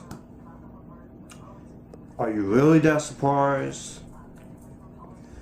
Now, this is a movie that I've talked about multiple times. I talked about it when it came out, spoiler, non-spoiler, ultimate cuts, my favorite movies of the decade, analyzed review for its 1-year anniversary, even commentary that I did with some friends back in 2016, and I can't help it. I'm sorry if this movie does not work for most people. I'm sorry if you were let down by this movie, okay? Batman vs. Superman Dawn of Justice, in my opinion, is one of the better superhero movies we got in the last 10 years. And if you don't like the movie, I 100% respect that fact. But BVS done justice. The only version to watch is the ultimate cut, the 3-hour and 2-minute cut. Don't get me wrong, I don't hate the 2-hour and 32-minute version. I did see that, but the problem with the 152-minute theatrically released PG-13 version is that there are things in that cut that doesn't make a whole lot of sense. Whereas the ultimate cut, a lot more stuff makes perfectly great sense. You understand the motivation of Batman wanting to fight Superman, Superman wanting to fight them. There is still the unnecessary Jolly Rancher stuff with Lex Luthor and him being insanely over top, which I feel like if it was a different actor as Lex Luthor, I think it would have been easier to tolerate. And just the Martha thing is pretty laughable when you think about it. And of course, they did put Doomsday in here at the wrong time. But as a fan of these characters and as a fan of superhero movies, I wanted to see that. And I was very happy seeing something like that. I was okay because no one else other than Zack Snyder was willing to kill off Superman. Besides somewhat Bryan Singer in Superman Returns when Superman got his ass handed to him and Lex Luthor stabbed him with the kryptonite. But this just blew out of proportion. Ben Affleck is Batman, Bruce Wayne, definitely my second favorite Batman. Christian Bale will always be number one. Henry Cavill, my favorite Superman. I love him just as much as I do Christopher Reeve. I wish Warner Brothers would give him more solo movies because he does deserve it.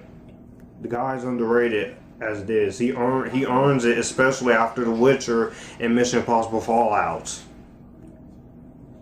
Gal Gadot as Wonder Woman, great introduction. Yes, Batman kills, but at the end of the day, this is a very underrated film, and in my personal opinion, it's one of my favorites.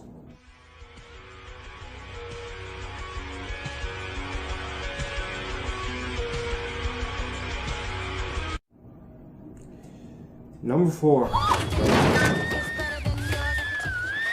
She's a life ruiner. She ruins people's lives. Gina George is not sweet. She's a scum-sucking road whore. She ruined my life.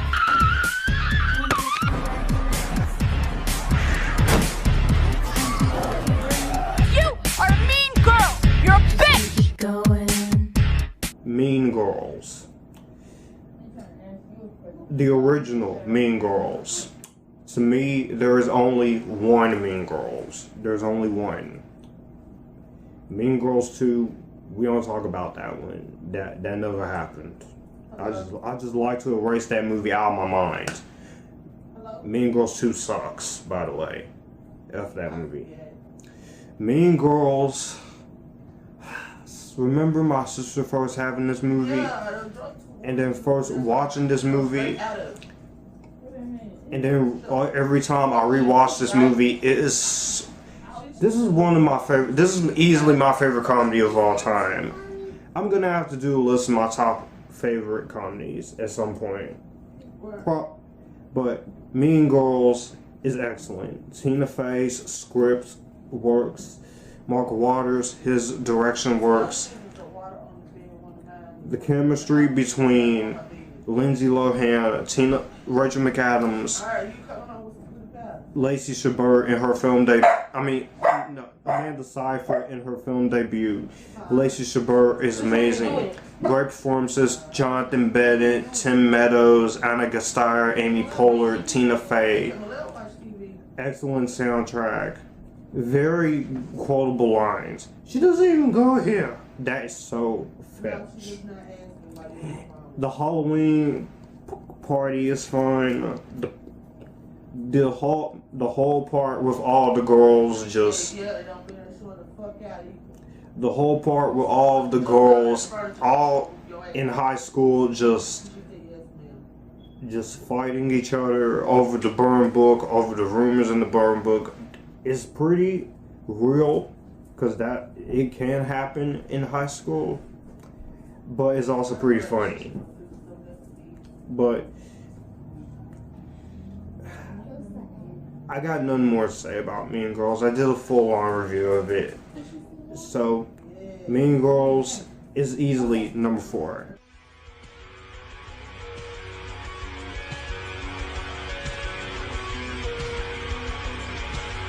Number 3. If a woman approaches any beast and lies with it, you shall kill the woman and the beast. These people are insane. Soon you will know us all, only too well, with my apologies.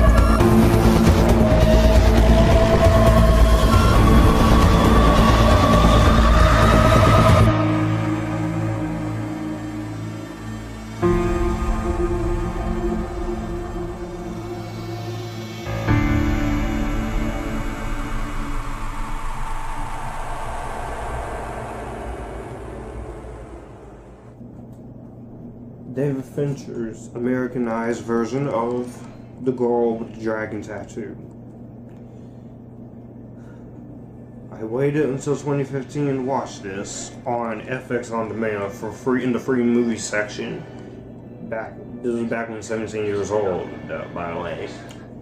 Remember seeing advertisements about this, and it was interesting. It was based on a book that I never read until junior year, when I read the entire Millennium Trilogy. Dragon Tattoo, Play with Fire, and Who Kicked the Hornet's Nest. And watching the Swedish trilogy is after these. It's great. The Girl with the Dragon Tattoo is my favorite David Fincher film. It is the one I rewatched the most, even though it is pretty bleak, it is pretty dark, it is pretty brutal. But The Girl with the Dragon Tattoo is a really underrated film, one of the most underrated films of the last decade, and it was one of my favorites of the last decade. Rooney Mara, definitely her best role as Elizabeth Salander. Daniel Craig is Michael Blomkvist. Great cinematography, great soundtrack. And this movie is 2 hours and 37 minutes long, but it's a good slow burn. It's a good murder mystery. And David Fincher, he's not afraid to get creative. He's a director that he is my favorite director, of course, so he's never afraid to get creative. I do wish they would have did the sequels, the other 2 books with Daniel Craig and Rooney Mara, and after going to Spider's Web, I really wish they would go ahead and do it. But only time will tell. I mean, we're getting a show, so I will see how that goes. But The Girl with the Dragon Tattoo, pretty great film, and people has gotten on to me for a certain scene in this movie involving Elizabeth, but I know that's how most guys are, manipulative and evil towards women, making them do the very most sick things. But I get it with Elizabeth's character because it's part of her character. She's going through a lot of hell in her life. And I love the revenge scene in this movie she got against the guy who had control of her money. I love that. But number 3, The Girl with the Dragon Tattoo.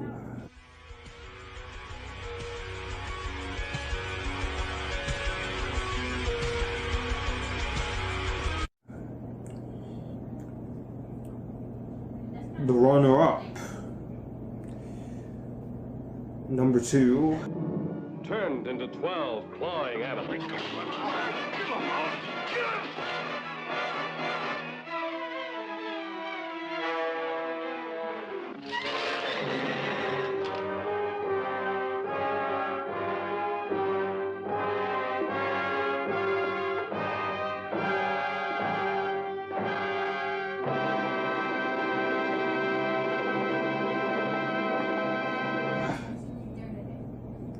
12 Angry Men. Watched this back in May, and 12 Angry Men was great. This is one of Sidney Lumet's best, and this is easily the best courtroom drama I've seen. This is how you do a courtroom drama right. The script and the direction is very well executed, based on a little teleplay of the same name. And the fact that you don't get to know who the names of these 12 people in the jury office during this court case of this boy who killed his father, and they decide whether or not he is innocent or guilty. And the fact you don't get to know any of their names was the most fascinating part. You sit there for an hour and 36 minutes of great dialogue, a lot of great memorable moments, fantastic scenes, and it's taking place in just one location. Great cast here. You have Peter Fonda, of course, who is the main guy who thinks that the accused boy is innocent. The rest of the cast in this movie was really great as well. Peter, of course, Martin Balsam, John Fiedler, Lee J. Cobb, E.G. Marshall, Joe Klugman, Era Baines, Jack Wharton. Joseph Sweeney. All the cast in this movie is great. The writing is great by Reginald Rose. If you have not seen 12 Angry Men, go watch it. This movie is great. And that review will be uploaded hopefully sometime next month. Number 1 for my favorite film of all time, and it is no secret since I am a long-time fan of this franchise. That is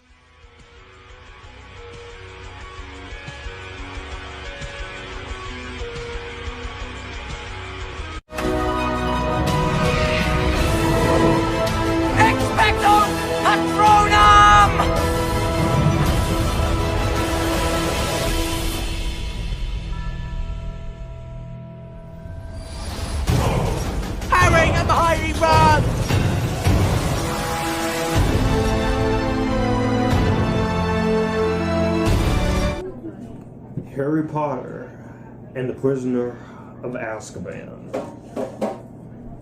3rd year at Hogwarts School of Witchcraft and Wizardry. My favorite Harry Potter movie. This is my most watched Harry Potter movie. Alfonso Cuarón's direction. This is the one movie in the series that changed the Harry Potter series for the better. From being kid-friendly to going more a mature route, because as the books were written, as you read the books or watch the movies, the Harry Potter series matures. We got our first sight of Dementors. Beautiful cinematography here.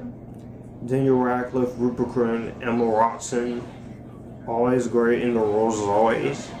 John Williams delivers his best score of the franchise. You also have Gary Oldman, David Thewlis, and all the rest of the cast in this movie is great, especially the late Alan Rickman.